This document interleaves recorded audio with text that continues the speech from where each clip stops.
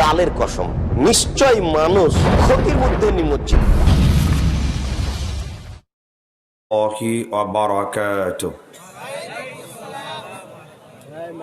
Operator কই? একটু আমি এটা একটু ডিস্টার্ব করি, ডাক দিয়ে দিই। মাইকের অপারেটর, তুমি যেখানে থাকো অতি তাড়াতাড়ি মঞ্চে চলে আসো, অতি তাড়াতাড়ি, 1 মিনিটের ভিতরে।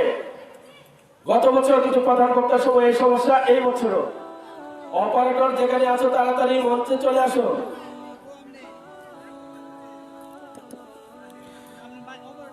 মাইকের অপারেটর, এতক্ষণ তুমি এখানে ছিলে, প্রধান বক্তা আসলে এবার দোকানে চলে গেল, এটা তো হয় না। ঠিক আছে, শুরু করি।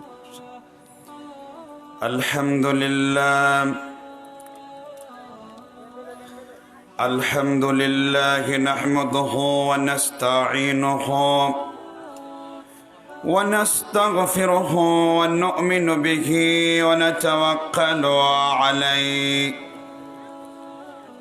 ওয়া নাউযু বিল্লাহি মিন শুরুরি আনফুসিনা ওয়া মিন সাইয়্যাতি আ'মালিনা।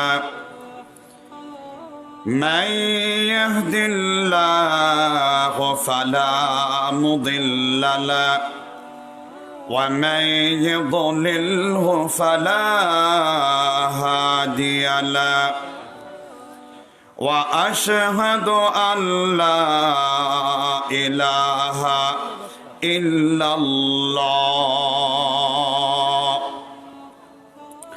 وحده لا شريك له وأشهد أن محمدا عبده ورسوله الذي أرسله بالحق بشيرا ونذيرا وداعيا إلى الله بإذنه وسراجا أقمرا منيرا. فقد قال الله تعالى في كلامه المجيد والفرقان الحميد. أعوذ بالله من الشيطان الرجيم. بسم الله الرحمن الرحيم. إن الله وملائكته يصلون على النبي يا أيها الذين آمنوا صلوا عليه وسلموا تسليما. আমরা সকলেই আমার নবী মুহাম্মদ রাসূলুল্লাহ সাল্লাল্লাহু আলাইহি ওয়াসাল্লামের উপরে সর্বশ্রেষ্ঠ দরুদ পড়ছি। সেই দরুদের নাম কি? দরুদে ইব্রাহিম। এই শব্দটি সরাসরি কোনো হাদিসের মধ্যে জনাবে মুহাম্মদ রাসূলুল্লাহ সাল্লাল্লাহু আলাইহি ওয়াসাল্লাম তিনি উল্লেখ করেননি। এইগুলো পরবর্তীতে মুহাদ্দিসগণ হাদিসের উপরে ইস্তিহাদ করে মাসালা ইস্তেমবাত ইস্তেদলাল করে তারা এই দরুদের নামকরণ করেছে দরুদে ইব্রাহিম। ইন্নাল্লাহা ওয়া মালাইকাতাহু ইউসাল্লুনা আলান নবী। এই আয়াতের ব্যাখ্যায় সাহাবাগণ বলেছেন, আল্লাহর হাবিব সাল্লাল্লাহু আলাইহি সাল্লাম আমরা কিভাবে আপনার উপর দরুদ পড়ব। অতঃপর সালাতে যেই দরুদ আমরা পড়ি, যেটাকে দরুদে ইব্রাহিম বলে চিনি, তিনি ওই দরুদ পড়লেন। তার সকলে পড়ছি, আল্লাহুম্মা সাল্লি আলা মুহাম্মদ। আপনারা মনে হয় আল্লাহর হাবিবের সাথে রাগ করেছেন, পেছনে আল্লাহর হাবিবের দরুদ পড়তে বললাম, বেশিরভাগ লোক বললেন না কেন? আল্লাহর কসম করে বলি, যখনই আল্লাহর হাবিবের উপর আপনি দরুদ একবার পড়বেন, আব্দুল্লাহ ইবনে ওমর মাজমাউ জাওয়ায়েদ গ্রন্থের হাদিস 2333 নাম্বার। ইবনে ওমর বলেন, একবার দরুদ পড়লে আল্লাহ সুবহানাহু ওয়া তাআলা 10 গুণ থেকে বানাতে বানাতে আপনার সওয়াবকে আল্লাহ 700 গুণ পর্যন্ত বাড়ায়া দেন। মুসলিমের বর্ণনায় আল্লাহর নবী 553 নম্বর হাদিসে আল্লাহর হাবিব সাল্লাল্লাহু আলাইহি ওয়াসাল্লাম তিনি বলেছেন, কুল্লু আমালি ইবনে আদম ইউদাআফু আল হাসানাতু আশরি আমসালিহা ইলা 700 দিফিন। আদম সন্তানের নেক আমলকে বানাতে বানাতে আমার আল্লাহ 10 গুণ থেকে 700 গুণ পর্যন্ত বাড়ায়া দেন। আল্লাহ 10 দিয়ে শুরু করেন, 700 পর্যন্ত বৃদ্ধি করেন। আল্লাহ সুবহানাহু ওয়া তাআলা ইমানদারের কোন সওয়াবকে তিনি গুণে দেন না, ওজন করে দেন। আল্লাহ সূরা কারিয়ার 3 নম্বর আয়াতের ভিতরে আল্লাহ আলোচনা করেছেন, ফাআম্মা মান তাকুলাত মাওয়াজিনুহু ফাহুয়া ফি ঈশাতির রাদিয়া। ও বিশ্বনবী, যার ওজনের পাল্লা, নেকের পাল্লা ভারী হয়ে যাবে, যার সওয়াবের পাল্লা ভারী হয়ে যাবে, নবী তাদেরকে আপনি সুসংবাদ দেন, তাদের জন্য আল্লাহর পক্ষ থেকে জান্নাতের সুসংবাদ দেন। সূরা মুলকের আল্লাহ 4 নম্বর আয়াতের পরে 2 নম্বর পরে বলেছেন, আল্লাযী খালাকাল মাউতা ওয়াল হায়াতা লিয়াবলুয়াকুম আইয়ুকুম আহসানু আমালা। আল্লাহ বললেন, আল্লাহ সৃষ্টি করলেন মরণ, আল্লাহ সৃষ্টি করলেন জীবন। সেই আল্লাহ দেখতে চান কে ভালো আমল করতে পারে, আহসান আমল করতে পারে।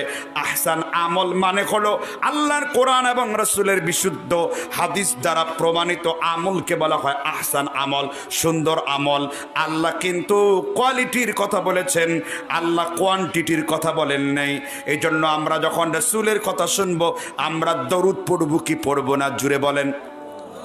এতগুলা কথা শোনার পরে, আল্লাহর হাবিবের হাদিস শোনার পরে, যেই ব্যক্তি আল্লাহর হাবিবের দরুদ পড়ল না, ওই ব্যক্তি টাটকা ফরমালিন ছাড়া বিশ্ব বিয়াদব, তাতে কোনো সন্দেহ নাই। তারা সবাই বলেন, আল্লাহুম্মা সাল্লি আলা মুহাম্মাদ ওয়া আলা আলি মুহাম্মাদ কামা সাল্লাইতা আলা ইব্রাহিম وعلى آل إبراهيم إنك حميد مجيد اللهم بارك على محمد وعلى آل محمد كما باركت على إبراهيم وعلى آل إبراهيم إنك حميد مجيد। বাড্ডা দক্ষিণ পাড়া আহলুল হাদিস জামে মসজিদ এর উন্নতি করবে বার্ষিক ইসলামী জালসা ডিসেম্বর 2020 রবিবার বাদ আসর। বাংলা ঠিক আছে, ইংরেজি ঠিক আছে, আরবির মধ্যে 144 দ্বারা জারি করা আছে। আরবির সাথে এত শত্রুতা কেন আপনার? মাসালা শুনে রাখেন, প্রত্যেকটা ঘরের মেম্বারের যে কোনো একজন ব্যক্তির আরবি মাসের হিসাব জানা ফরজে কিফায়া। যদি এই হিসাবটা ঘরের কেউ না জানে, ফরজ লঙ্ঘনের গুনাহ হবে। আল্লাহ সুবহানাহু ওয়া তাআলা সূরা তাওবা 9 নম্বর সূরার 34 থেকে 36 নম্বর আয়াত পর্যন্ত বলেছেন, ইন্না ইদ্দাতাশ শুহুর, পৃথিবীর শুরু থেকে আল্লাহর গণনার মাস হলো 12টি মাস। মিনহা আরবাআতুন হরম, এর মধ্যে 4টি মাস হলো আল্লাহর কাছে প্রিয়। কয়টি মাস?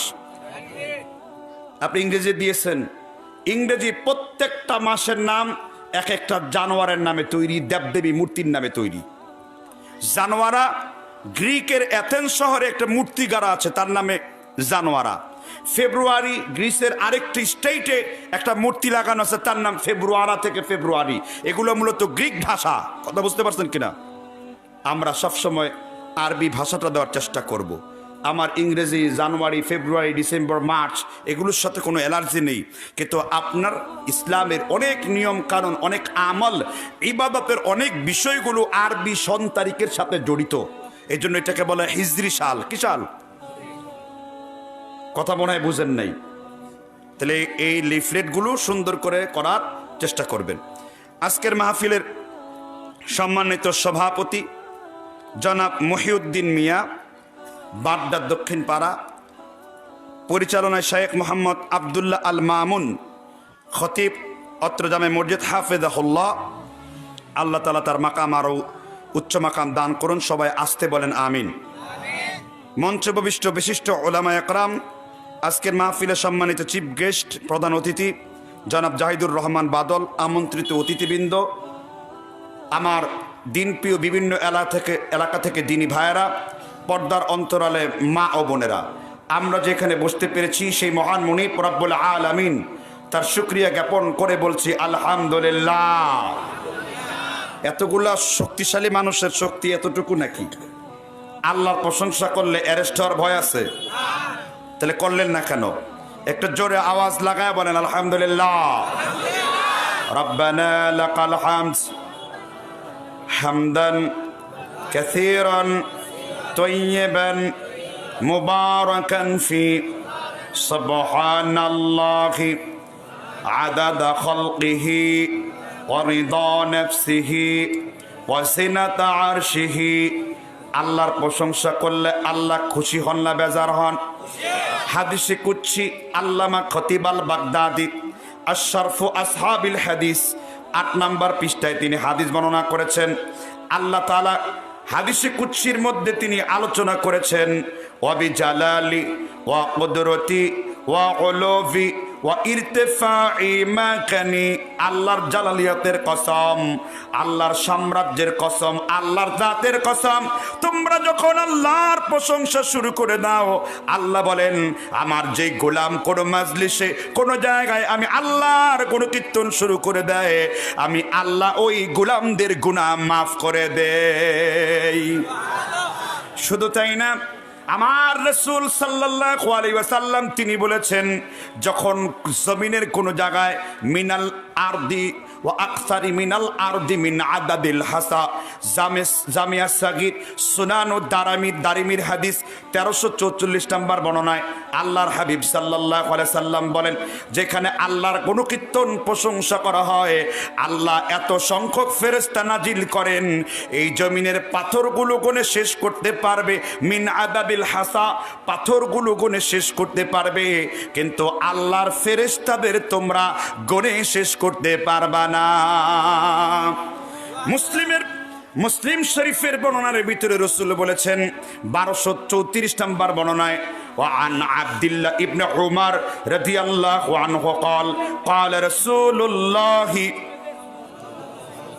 صلى الله عليه وسلم, আব্দুল্লাহ ইবনে ওমর বলেছেন আজকে মাহফিল উপলক্ষে মুরগির গোশত রান্না করা হয়েছে কিনা? আপনারা মোরগ কোনোদিন দেখেছেন? মোরগ বুঝেন তো? মোরগ দেখেছেন না? আল্লাহর হাবিব সাল্লাল্লাহু আলাইহি ওয়াসাল্লাম বলেন ইদা সামি'তু সিয়াহাত দিয়াকাতি, যখন তোমরা তোমাদের বাড়ির নিকটে মোরগকে ডাকতে দেখবা, ইদা সামি'তু সিয়াহাত দিয়াকাতি, যখন তোমাদের বাড়ির সামনে কোন মোরগকে ডাকতে দেখবা, ফায়াসআলুল্লাহা খায়রান, কল্যাণের জন্য, ভালায়ের জন্য, মঙ্গলের জন্য আমার আল্লাহর কাছে দোয়া করো, ফা ইন্নাহা রাআত মালাকান, কারণ মোরগ আল্লাহর কোন ফেরেশতাকে দেখতে পেয়ে আল্লাহর প্রশংসা আদায় করে মোরগ আল্লাহর জন্য তাসবিহ পড়েছে। একটু জোরে আওয়াজ লাগায় বলেন সুবহানাল্লাহ। কোন কিতাবের হাদিস? মুসলিম শরীফের 1234 নম্বর হাদিস। কোন কিতাবের হাদিস? আর মুসলিম শরীফের হাদিস নিয়ে কোন সন্দেহ আছে? এই কথা আমার না। শারহে মুসলিম মোকাদ্দমা 6 নম্বর পৃষ্ঠা, লিবাননের বৈরুতের সাহেব আরবি ইমাম মহিউদ্দিন নববী 553 হিজরিতে তিনি লিখেছেন বাবুন নাহভি আনির রাওয়ায়াতি আনিদ দুআফাই। ইমাম মুসলিম যতগুলো হাদিস সহিহ মুসলিমে সংকলন করেছেন, একটি রাবিও সেখানে দুর্বল নেই। তিনি দুর্বল রাবির উপরে যারা তাদিল করে বলেছেন সহিহ মুসলিমে কোনো দুর্বল হাদিস আনা হয়নি। একটু আওয়াজ দিয়ে বলেন সুবহানাল্লাহ। কি আপনারা কি বুঝতে পারছেন তো কথা? জি, তাহলে আমরা কার প্রশংসা করব? সকালে মোরগ ওঠে কার প্রশংসা করে? খালি মোরগ জনমের মতন খান, কিন্তু এই দোয়া করতে ভুলে যান। ঠিক না? ঠিক। আর পক্ষান্তরে কুকুর কি দেখতে পায়? আল্লাহর নবী মুসান্নাফে আব্দুর রাজ্জাক, ইমামে আব্দুর রাজ্জাক সানআনি, ইমাম বুখারীর দাদা উস্তাদ তিনি ছিলেন। আল্লাহর নবী সাল্লাল্লাহু আলাইহি ওয়াসাল্লাম তিনি বলেছেন আল কালবু আসওয়াদু মিনাশ শাইতান, কালো রঙের কুকুর হলো এক প্রকারের শয়তান। যখন মসজিদের মিম্বারে মুয়াজ্জিন আজান দেয় তখন কুকুর এই জন্য চিৎকার করে, কারণ কুকুর তখন ইবলিস শয়তানকে বায়ু ত্যাগ করা অবস্থায় দেখতে পায়। আজানের শব্দ শুরু হয়ে গেলে শয়তান বায়ু ত্যাগ করতে করতে ওই জায়গায় পালায়া যায়। আল্লাহর হাবিব এই জন্য বলেছেন তোমরা আজান বেশি করে দাও, কারণ কোন জমিনে আজান যদি না দেওয়া হয় ওইখানে ইবলিস শয়তান ছড়ায় পড়ে। এই জন্য আজানের সাথে আল্লাহর রহমত বেশি না কম? তাহলে প্রশংসা করবেন কার? সব প্রথম থেকে শেষ পর্যন্ত আলোচনা শুনবেন তো? কে কে শুনবেন হাত তুলে আল্লাহকে দেখান, হাত নামান। আল্লাহ আমাদের কবুল করুন। কোরআনের আলোচনা এই মাইকের মাধ্যমে ইথারের গতিতে বাইরে মহিলাদের প্যান্ডেলে যায়, বাইরে বিভিন্ন রকমের বিস্কুটের মেলা, শাড়ি কাপড় চিরুনির দোকান, বিভিন্ন পুতুলও বিক্রি হয় মাহফিলকে কেন্দ্র করে। আল্লাহর কসম করে বলি, আমি যখনই হাদিস বলি, আমি যখনই কোরআনের আয়াতগুলো আপনার সামনে তেলাওয়াত করি, যখন আল্লাহর হাবিবের কথা আপনার কান পর্যন্ত পৌঁছেছে, আপনি হাদিসের কথা শুনে জোরে চিৎকার মেরেছেন, আপনার ঈমান ব্রাস্ট হওয়ার দরকার নেই। আপনার পিছনের দরজা, সামনের দরজা, যত দরজা আছে ঈমান ফুটটুস করে একেবারে বের হয়ে যায়। কারণ আমি আমার কথা বলি না, আমি আমার হাবিবের কথা বলি, আমার রাসূলের কথা বলি। আল্লাহর হাবিব সাল্লাল্লাহু আলাইহি ওয়াসাল্লামের নাম নেওয়ার সাথে সাথে ওইখানটা আল্লাহর রহমতের ও আনজালা সাকিনা, আল্লাহর রহমতের বাড়ি দ্বারা আল্লাহ তাআলা আকাশ থেকে নাজিল করে দেন। আর যারা বাইরে বেয়াদবি করছে, কথা বলছে, মহিলারা কানাকানি ফিটফাট করছে, এই কথাগুলো যারা শুনে এরা ডাইরেক্ট জঙ্গলি গন্ডার। এরা ডাইরেক্ট কি? জঙ্গলি গন্ডার। এই কথা শুনে তো গন্ডারের চামড়ায় ভেদ করার কথা, কিন্তু এরা এমন গন্ডারের গন্ডার, তাদের চামড়ায় লাগলে কথা বন্ধ করে প্যান্ডেলে আসার কথা, তাই না? যদি কথা শুনে তাহলে মনে করবেন তারা সভ্য, আর নাহলে মনে করবেন দেয়ার আর মোস্ট আনকার্টিসিয়াস, সব থেকে অভদ্র ব্যক্তি এরা। ঠিক না? ঠিক। সবাই প্রথম থেকে শেষ পর্যন্ত শুনবেন তো? যে একবার হুজুরের সাথে হাত তুলেছেন, এবার আমার সাথে একবার তুলে দেখান কে কে প্রথম থেকে শেষ পর্যন্ত থাকবেন। আল্লাহ আমাদের কবুল করেন। হাত নামান। ফাঁকে ফাঁকে কিছু লোক তুলে নেই, কারণ এর পালায় যাওয়ার সম্ভাবনা আছে। আর ওয়াদা করেছেন কাকে? আমি বলি নাই, ফতোয়া দিয়েছেন আল্লাহ। ইন্নাল মুনাফিকিনা ফি দারকিল আসফালি মিনান নার, সূরা নিসার 4 নম্বর সূরার 145 নম্বর আয়াত। জাহান্নামের সর্বনিচে জায়গায় যারা থাকবে তারা কি? ক্লিয়ার?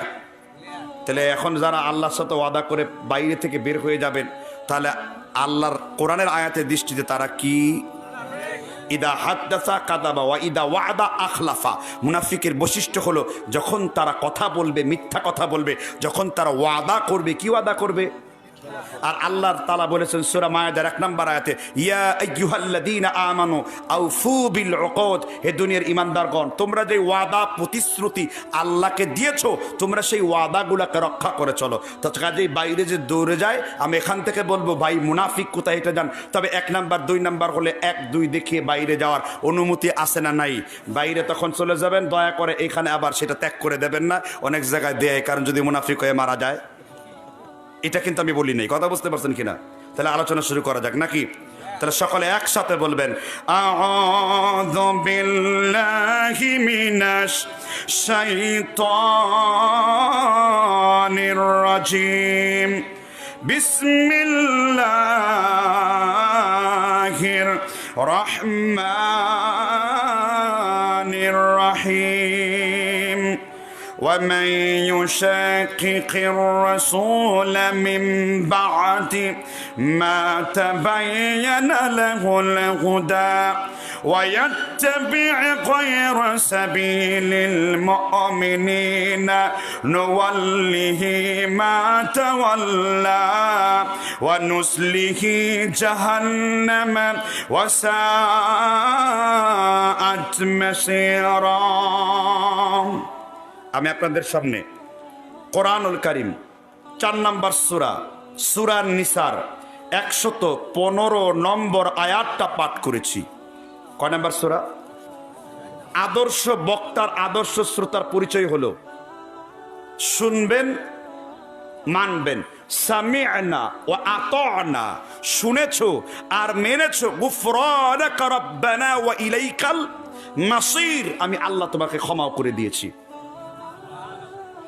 এই জন্য খতিব প্রয়োজনে মাঝে মধ্যে মুসল্লিদেরকে হেয়া না নেওয়ার অনুমতি সরাসরি সিয়ারু আলামিন নুবালার হাদিস দ্বারা প্রমাণিত। কথা বুঝতে পেরেছেন কিনা? এই জন্য জিজ্ঞাসা করবো, উত্তর দেবেন না। উত্তর দিতে পারলে এক কথা 6 বার বলবো, উত্তর না দিলে 7 বার বললো, না বললে 10 বার বলবো। উত্তর দিতে হবে আপনাকে, কারণ আপনি যে বুঝতে পেরেছেন এটাই আমার সার্থকতা। রাসূল বলেছেন ফাকুল আলা হাসবি ওয়া কুলিন নাস, মানুষকে এইভাবে কথা বলো যাতে তোমার কথাগুলো যেন ওই ব্যক্তিরা বুঝতে পারে। যদি কথা বলার পরে উহা জনগণ বুঝিতেই না পারিল, উহাকে প্রাঞ্জলতা বলে না। রচনার শিল্পগুণ বঙ্কিমচন্দ্র চট্টোপাধ্যায় লিখেছেন। কথা বুঝতে পারছেন কিনা? তাহলে এবার যে আয়াত পড়েছি কোন সূরার কত নাম্বার আয়াত? 115 নাম্বার আয়াত। আয়াতের অনুবাদ সরল তর্জমা, وَمَن يُشَاقِقِ الرَّسُولَ مِن بَعْدِ مَا تَبَيَّنَ لَهُ الْهُدَى। আল্লাহ তাআলা কোরআনুল কারীম সূরা নিসা 4 নম্বর সূরার 115 নম্বর আয়াতের ভিতরে আল্লাহ তাআলা বলেন, আল্লাহর পথ এবং রাসূলের পথ প্রকাশিত হওয়ার পরে কার পথ? তারপরে কার পথ?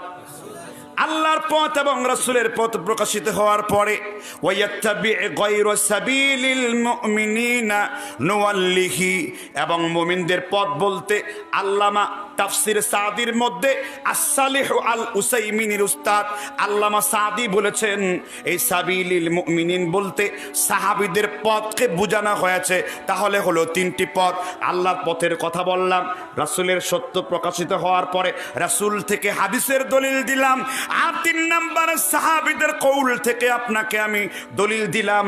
এবার আল্লাহর পথ, রাসূলের পথ, সাহাবীদের পথ, এই 3টি পথ ছাড়া যদি অন্য কোনো পথে আপনি চলতে চান, আল্লাহ বললেন আল্লাহর পথ যারা ছাড়তে চায় ছাড়তে পারবে, রাসূলের পথ যারা ছাড়তে চায় ছাড়তে পারবে, সাহাবীদের পথ যারা ছাড়তে চায় ছাড়তে পারবে, কিন্তু তিরস্কার স্বরূপ ওয়ানুসলিহি জাহান্নামা ওয়াসাআত মাসীরা, আমি আল্লাহ তাদেরকে ধাক্কাতে ধাক্কাতে জাহান্নামের কিনারায় নিয়ে ফেলে দেব।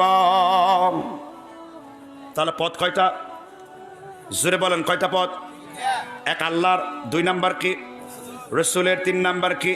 সাহাবীদের। কোরআনে এই আয়াতের দলিল আছে না নাই? এবার একখানা হাদিস বলবো। হাদিসটা উল্লেখ করেছে তারিখে দিমাস 4 নম্বর খণ্ডের 123 নম্বর পৃষ্ঠার 9075 নম্বর হাদিস, সুনানে দারাকুতনি হাদিস নাম্বার 975 নম্বর হাদিস, মুসান্নাফে ইমামে আবি বকর ইবনে আবি শায়বা মওকুফ হাদিস, হাদিস নাম্বার 4035 নম্বর। ইয়েমেনের বিখ্যাত সাহাবা হুযায়ফা রাদিয়াল্লাহু তাআলা আনহু, কি নাম বলেছি বলেন তো? বুখারীতে কিতাবুল ফিতান অধ্যায়ে তার ফিতনার হাদিসটা জগৎ বিখ্যাত। হুযায়ফা রাদিয়াল্লাহু তাআলা আনহু একদিন পাহাড়ের উপরে এসে বললেন, কিসের উপরে এসে বললেন? হুযায়ফা রাদিয়াল্লাহু তাআলা আনহু পাহাড়ের উপরে বলেছেন, ইয়া মা'শারাল মুসলিমিনা ওয়া খুদুত তারিকা মান কানা ক্বাবলাকুম, ও মুসলমান জাতিরা, কুল্লু ইবাদাতিন লাম ইয়াতাআব্বাতাহা আসহাবি রাসূলিল্লাহি সাল্লাল্লাহু আলাইহি ওয়াসাল্লাম মাকালান ফাত্তাকুল্লাহ ইয়া মা'শারাল মুসলিমিনা ওয়া খুদুত তারিকা মান কানা ক্বাবলাকুম, ও মুসলমান জাতি, আল্লাহর নবীর সাহাবীরা যেইভাবে ইবাদত ইবাদত করেছে তোমরা ওইভাবে ইবাদত করো। আল্লাহর নবীর সাহাবীরা যেইভাবে আমল করেছে তোমরা ওইভাবে আমল করো। মান কানা ক্বাবলাকুম, কারণ পিছনের লোকদের জন্য দিনের ভিতরে বারবার কমাবার, সংযোজন বিয়োজন, বৃদ্ধি করার, কমিয়ে দেওয়ার, সামনে নেওয়ার, পিছনে নেওয়ার, রদবদল করে দেওয়ার, তাহরিফ করে দেওয়ার কোনো কাজ আল্লাহর নবীর সাহাবীরা উম্মতের জন্য বাকি রাখেন নাই,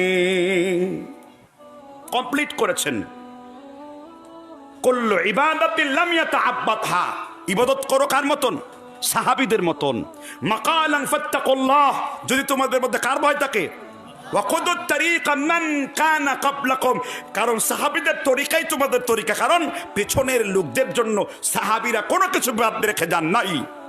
মোনাজাত কোথায় করতে হবে, কোথায় ছাড়তে হবে, কোথায় হাত তুলতে হবে, কোথায় হাত ছাড়তে হবে, কোন জায়গায় করার বৈধতা আছে, এগুলো সব পুঙ্খানুপুঙ্খানুভাবে আল্লাহর হাবিবকে অনুসরণ করে দেখিয়ে গেছেন তার সাহাবা আজমাইন রিদওয়ানুল্লাহ তাআলা। এই জন্য আল্লাহ বলেছেন রাদিয়াল্লাহু আনহুম ওয়া রাদু আন যালিকা লিমান খাশিয়া রাব্বা। আল্লাহ সাহাবীদের উপর রাজি আর সাহাবীরাও কার উপর রাজি?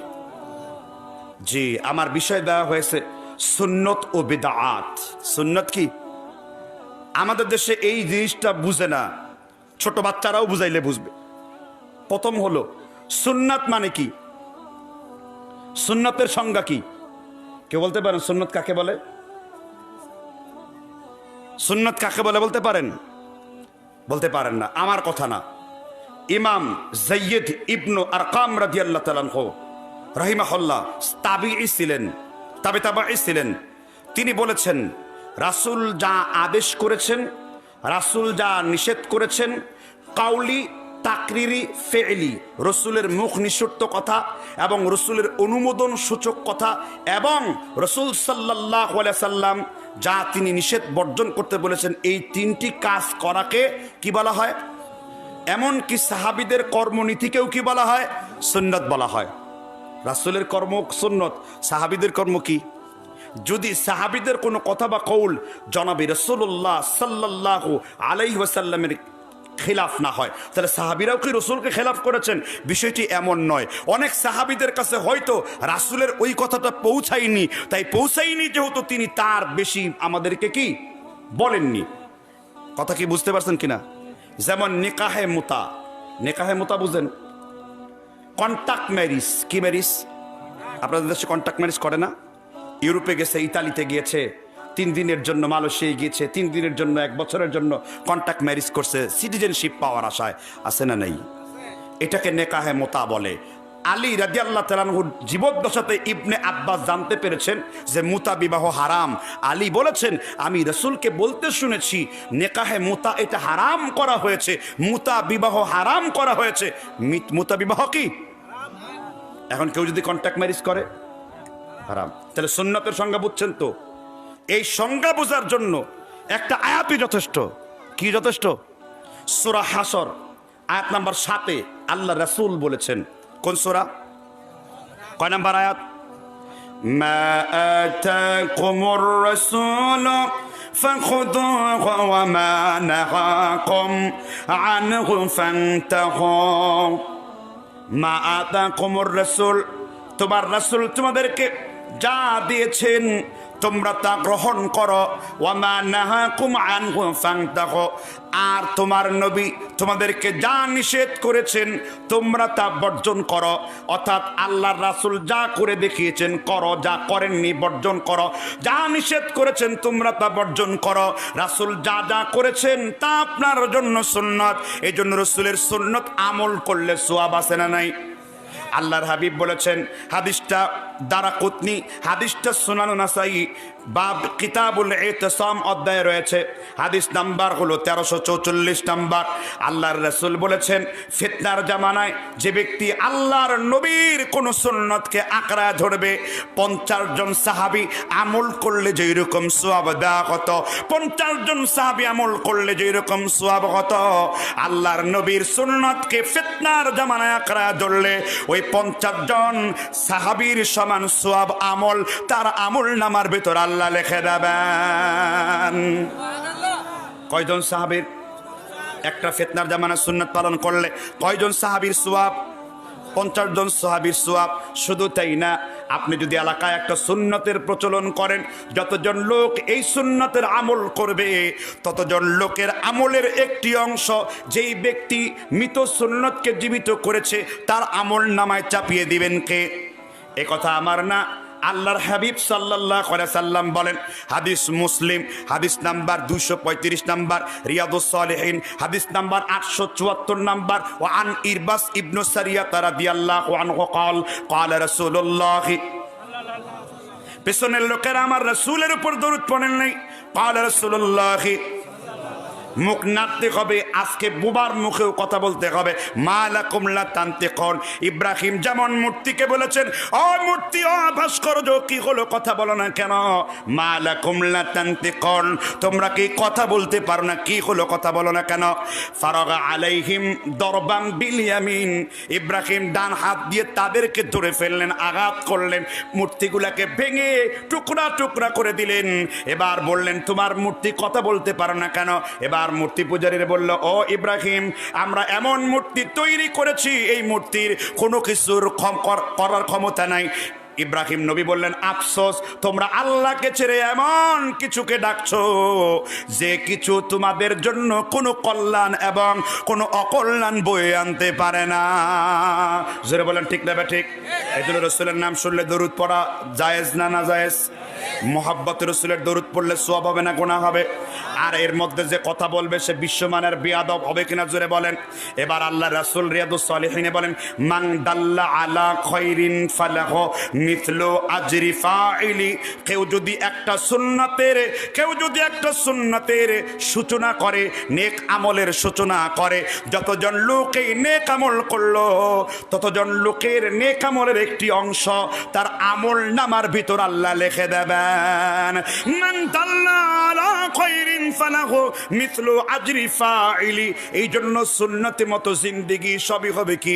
বন্দেগি। এবার আল্লাহর হাবিব সাল্লাল্লাহু আলাইহি সাল্লাম তার সাহাবীগণ আল্লাহর নবীর সুন্নতকে আঁকড়ে ধরেছেন কিনা?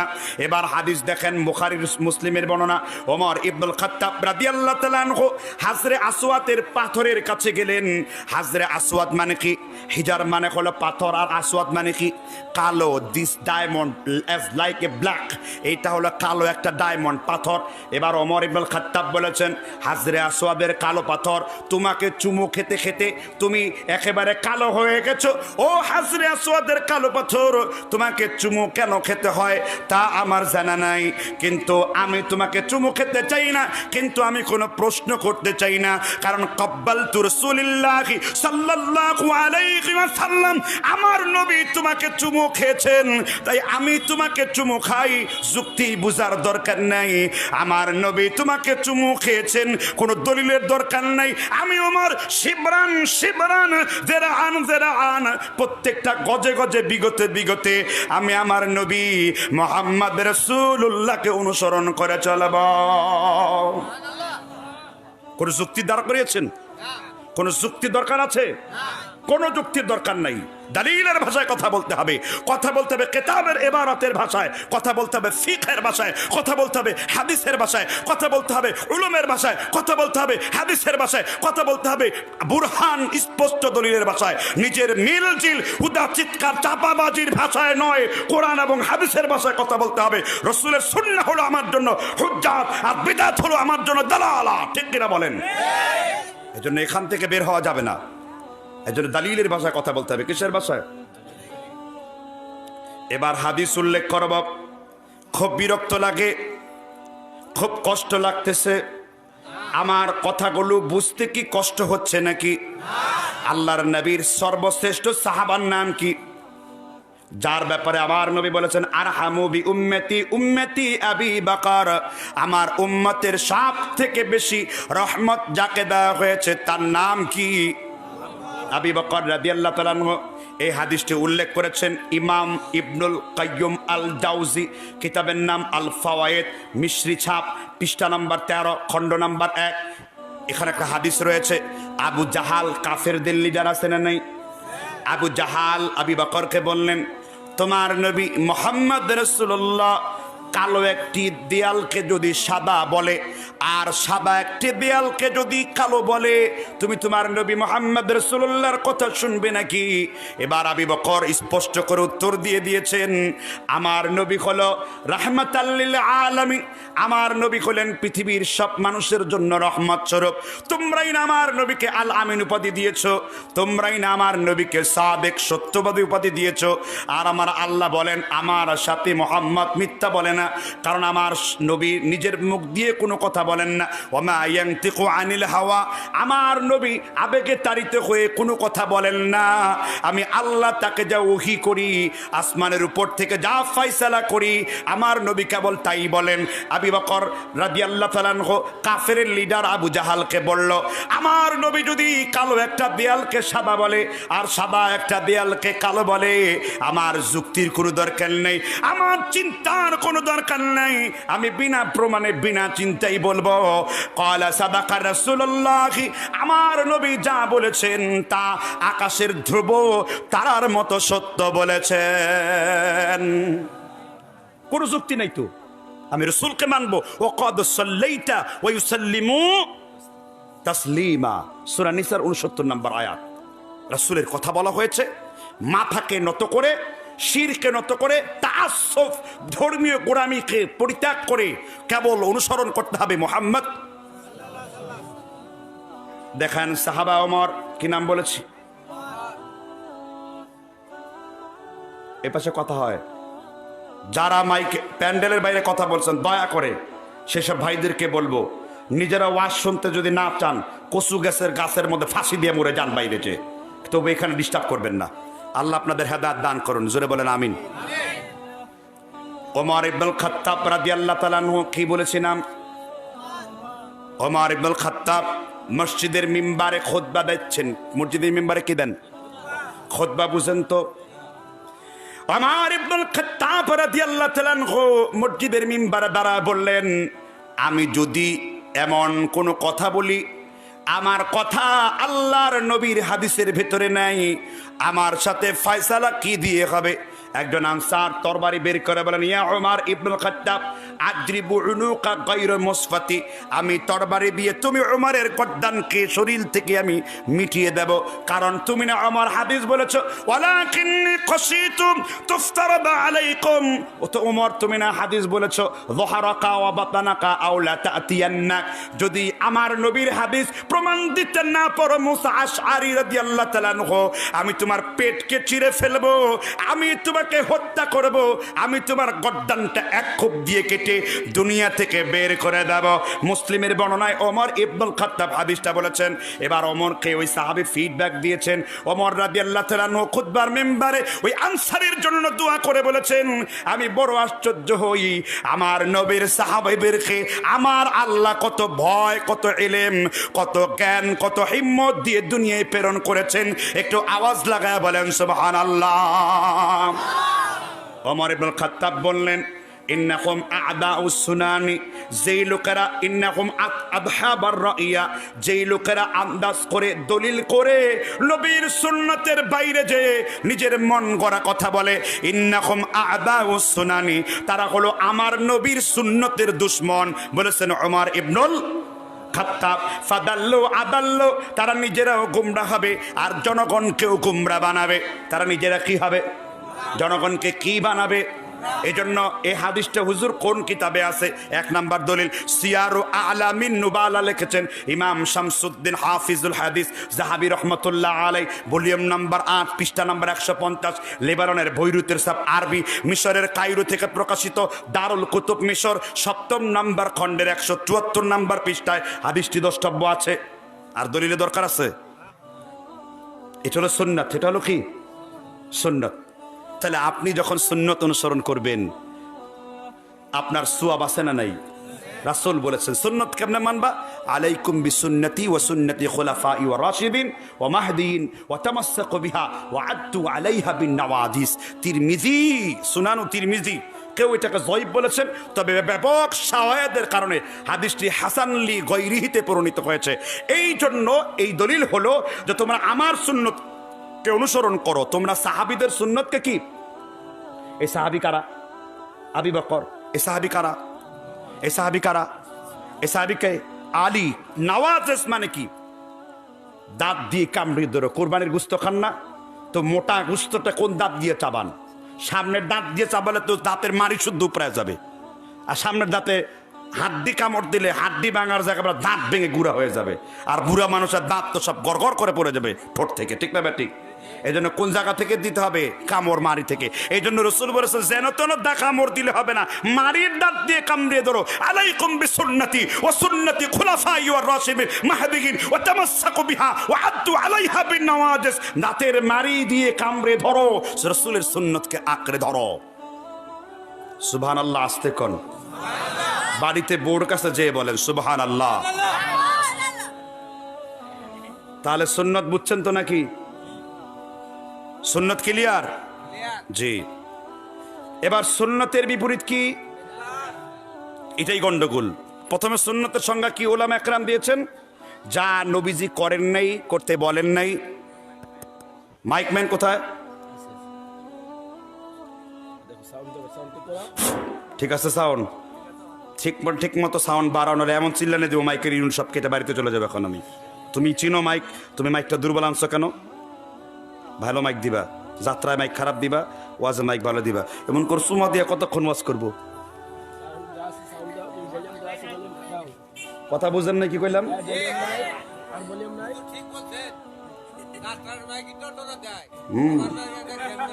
বিড়ি খেয়ে না তার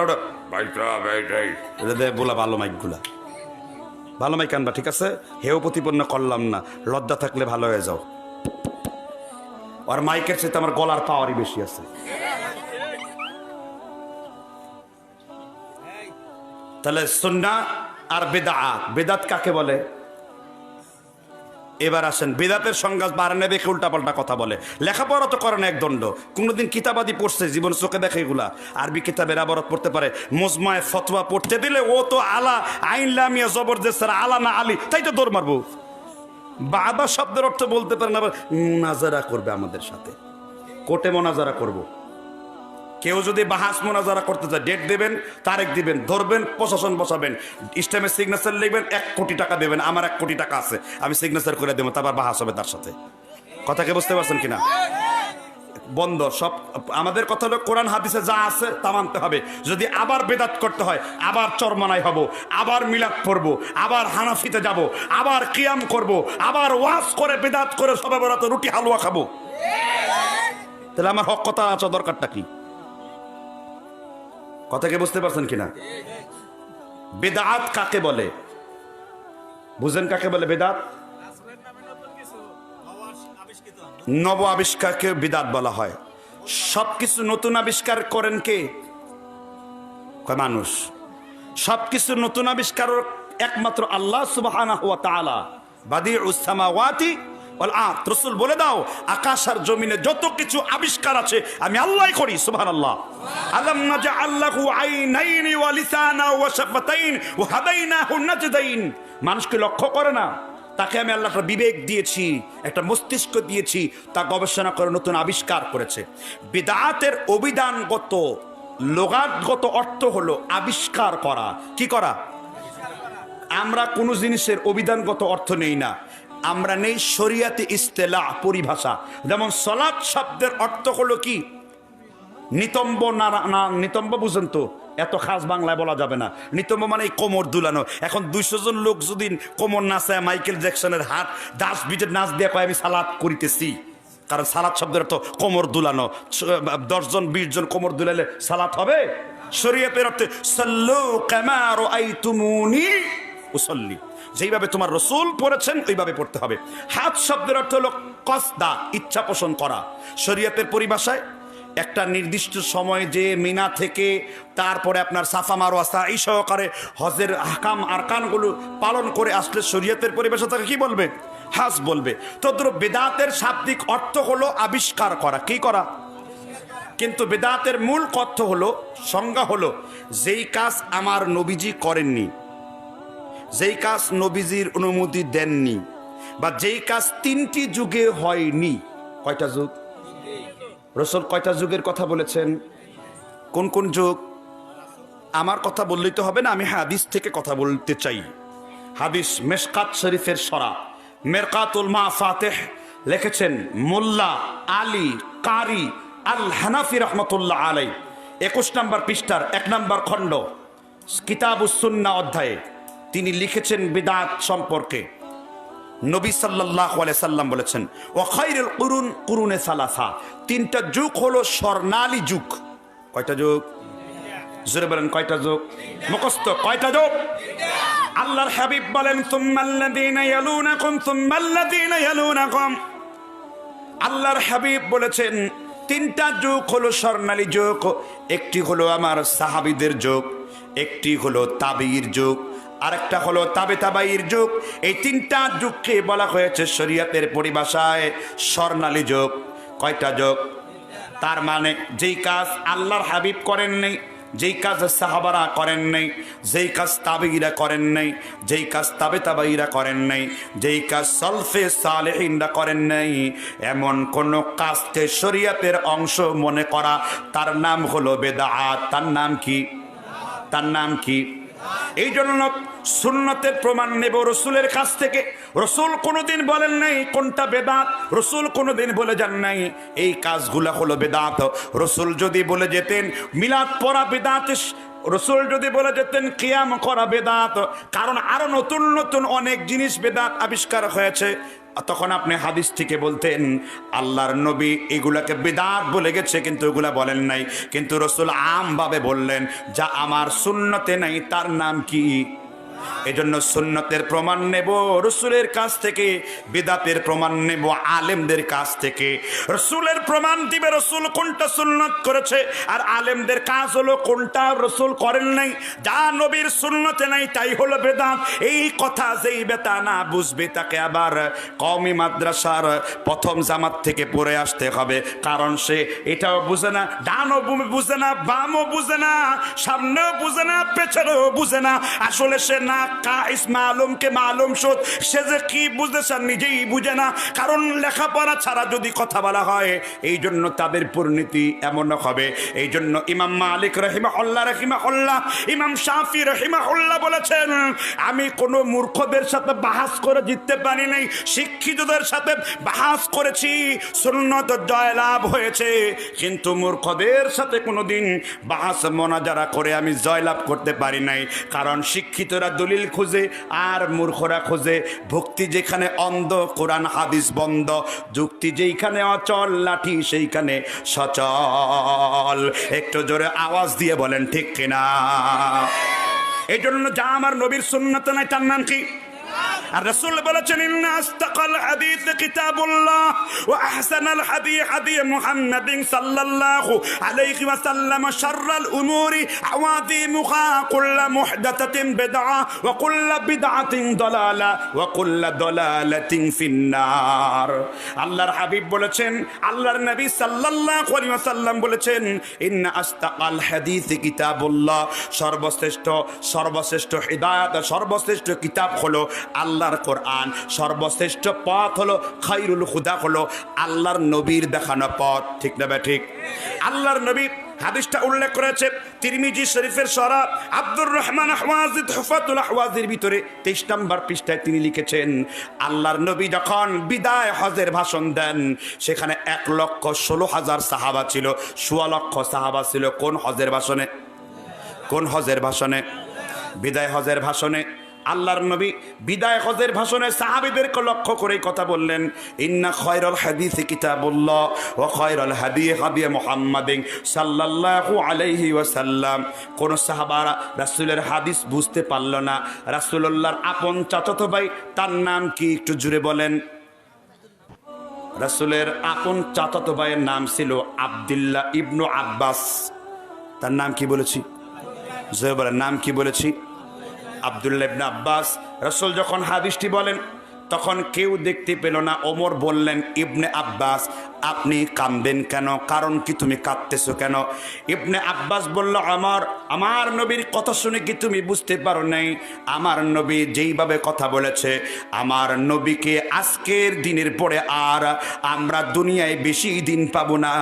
আমার নবীর বিদায়ের ঘন্টা বাজার আওয়াজটা এই হাদিস আকারে বলে গিয়েছে।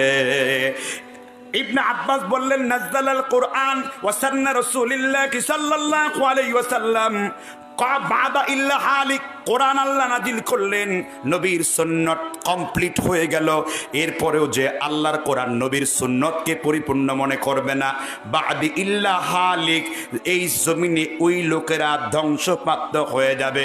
এই জন্য আমাদের বহু বছর পূর্বেই আলেম উলামাগণ, সালাফে সালিহিনের বিদ্বানগণ বিদাত কোনগুলা এগুলো তৈরি করে গেছে। এবার আপনি বলেন, ইবলিস শয়তান সমুদ্রের নিচে কি করে? বৈঠক করে। ইবলিস শয়তান কি করে? কোথায়? সমুদ্রের নিচে। ইবলিস শয়তান চেনেন তো? প্রত্যেক শয়তান হলো জিন। প্রত্যেক শয়তান কি? ওয়া ইদ কুলনা লিল মালাইকাতি ইসজুদু লি আদম ফাসাজাদু ইল্লা ইবলিস কানা মিনাল জিন্নি। ইবলিস কিসের অন্তর্ভুক্ত ছিল? কিন্তু প্রত্যেক জিন শয়তান নয়। প্রত্যেক জিন কি নয়? কিছু জিন কোরআন হাদিস শুনেছে, তারা বলছে কোরআনান আজাবা, আমরা তো আশ্চর্য করে একটি কোরআন শুনেছি। সূরা জিনের প্রথম উল উহিয়া ইলাইয়া আন্নাহু ইসতামাআ নাফারাম মিনাল জিন, জিনদের একটি দল কোরআন শুনলো আর কোরআন শুনে ঈমান আনয়ন করে ফেললো। এই জিনদের মধ্যে আরেক প্রকার হলো মারিদ, বিদ্রোহী শয়তান। জিনদের মধ্যে এক প্রকার হলো ইফরিত, শক্তিশালী জিন। জিনদের মধ্যে আরো কিছু প্রকার আছে, সাপের রূপ নেয়, কুকুরের রূপ নেয়, ব্যাঙের রূপ নেয়, বিভিন্ন ছায়ার রূপ নেয়। কথা বুঝতে পারছেন কিনা? এইগুলার রূপ নেয়। তো এই ইবলিস শয়তান সমুদ্র থেকে বৈঠক করলো। আল্লাহ রাসূল ফজরের সালাতের পর সাহাবীদের দিকে বসে আছেন। রাসূল সাল্লাল্লাহু আলাইহি সাল্লাম বলেছেন, ইবলিস আজকে বৈঠক করে হিসাব নিল, ফিরিস্তি নিল যে কি আজকে তুমি কাজ করতে পেরেছো। একজন বলল, একজন সালাত পড়তে শুরু করেছে, তাকে ওসওয়াসা দিয়ে সালাত ফিরিয়ে রেখেছি, রমজানের রোজা ফিরিয়ে রেখেছি। তখন ইবলিস শয়তান বলেন, আহলাকুনি ইস্তিগফার, এই লোকেরা গুনাহ করেছে, কিছুক্ষণ পরে তওবা করবে। আর রাসূল বলেছেন, আত-তাইবি মিনাদ দানবি কামাল্লা যামবালাহু, কেউ যদি কবিরা গুনাহ থেকে তওবা করে, আল্লাহ তাকে জন্মভূমির শিশুর মতন পবিত্র করে দেন। ইবলিস শয়তান খুশি হতে পারল না, বলল, এমন কিছু আমল দেখাও যার মাধ্যমে উম্মতি মুহাম্মাদি গুমরাহ হয়ে যাবে। এবার একটা শয়তান বলল, আমি তেমন কিছু করতে পারি নাই, আমি মানুষের ইবাদতের ফাঁকে ফাঁকে আমি শয়তান দ্বারা এমন কিছু ইবাদত তৈরি করে দিয়েছি, মানুষ কিয়ামত পর্যন্ত তার সওয়াবের আশায় করবে, কিন্তু কিয়ামত পর্যন্ত তার সওয়াব হবে না। এই জন্য দেখবেন সারা রাত্র শবে বরাতের রুটি হালুয়া খেয়ে সেই কি দোয়া করেছে নাকি, রব্বানা যালামনা আনফুসানা ওয়া ইল্লাম তাগফির লানা। সারা রাত্র রুটি হালুয়া গোসল করে, আল্লাহ আমি ভুল কাজ করে ফেলেছি, আমি আর জীবনে কোনোদিন শবে বরাত পালন করব না। কারণ এটা সে করেছে কিসের আশায়? সওয়াবের আশায়। এইটা সে করেছে নেকের আশায়। রাসূল বলেছেন, যে ব্যক্তি কোনো বিদআতি কর্মকাণ্ড করে, আমার হাদিস নাম মুসনাদ আহমদ ইমাম হাম্বল 30,044 নম্বর হাদিস উল্লেখ করা আছে। তারিখে দিমাশক ইমাম আবি বকর আল জাসাস আহকামুল কোরআন হাদিসটা এনেছেন। আল্লাহর নবী সাল্লাল্লাহু আলাইহি সাল্লাম তিনি বলেছেন, লি সাহিবিল বিদআ ওয়ালা ইসাবান হাজ্জান নাফিলাতান উমরাতান ইয়াখরুজু মিনাল ইসলামি কামা তাখরুজু মিন শাআরাতিন আজিজ। যে ব্যক্তি কোনো বিদআতি আমল করে, তার ফরজ, নফল, রোজা, হজ, যাকাত কোনো কিছুই আল্লাহ কবুল করেন না। তাহলে যে ব্যক্তি বিদআত করে, তার ফরজ, নফল, রোজা, হজ, যাকাত কোনো কিছু আল্লাহ কি করেন না। কথা মনে হয় বুঝেন নাই। লিসাহিবিল বিদআ ওয়ালা ইসাবান হাজ্জান উমরাতান নাফিলাতান ইয়াখরুজু মিনাল ইসলামি কামা তাখরুজু মিন শাআরাতিন আজিজ। আল্লাহর নবী বলেছেন, যে ব্যক্তি কোনো বিদআতি আমল করবে, তার ফরজ, তার নফল, তার তার হজ, তার যাকাত কোনো কিছু আল্লাহর দরবারে কবুল হবে না। আল্লাহর হাবিব তারপরে বলেছেন, মহিলারা রুটি তৈরি করার সময় একটা চুল যেমন রুটি থেকে টেনে আলাদা করে বের করে দেওয়া যায়, এর থেকে দ্রুত গতিতে বিদাতি ইসলাম থেকে বের হয়ে যাবে। এই জন্য দেখবেন যেখানে বেদাত আছে সেইখানে দেখবেন পেট মোটা দল আছে, কারণ বেদাতি লোক বেশি লোকটা পছন্দ করে, কারণ বেদাতের সৃষ্টিকারী হলো শয়তান। জোরে বলেন ঠিক নেবে ঠিক।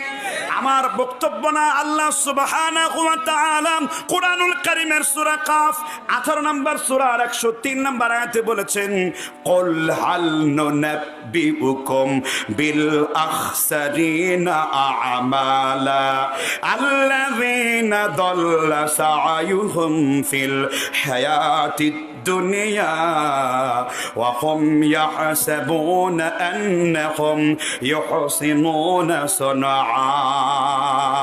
আমি কার কথা বলেছি? কেউ জানেন এটা কার কথা বলেছি?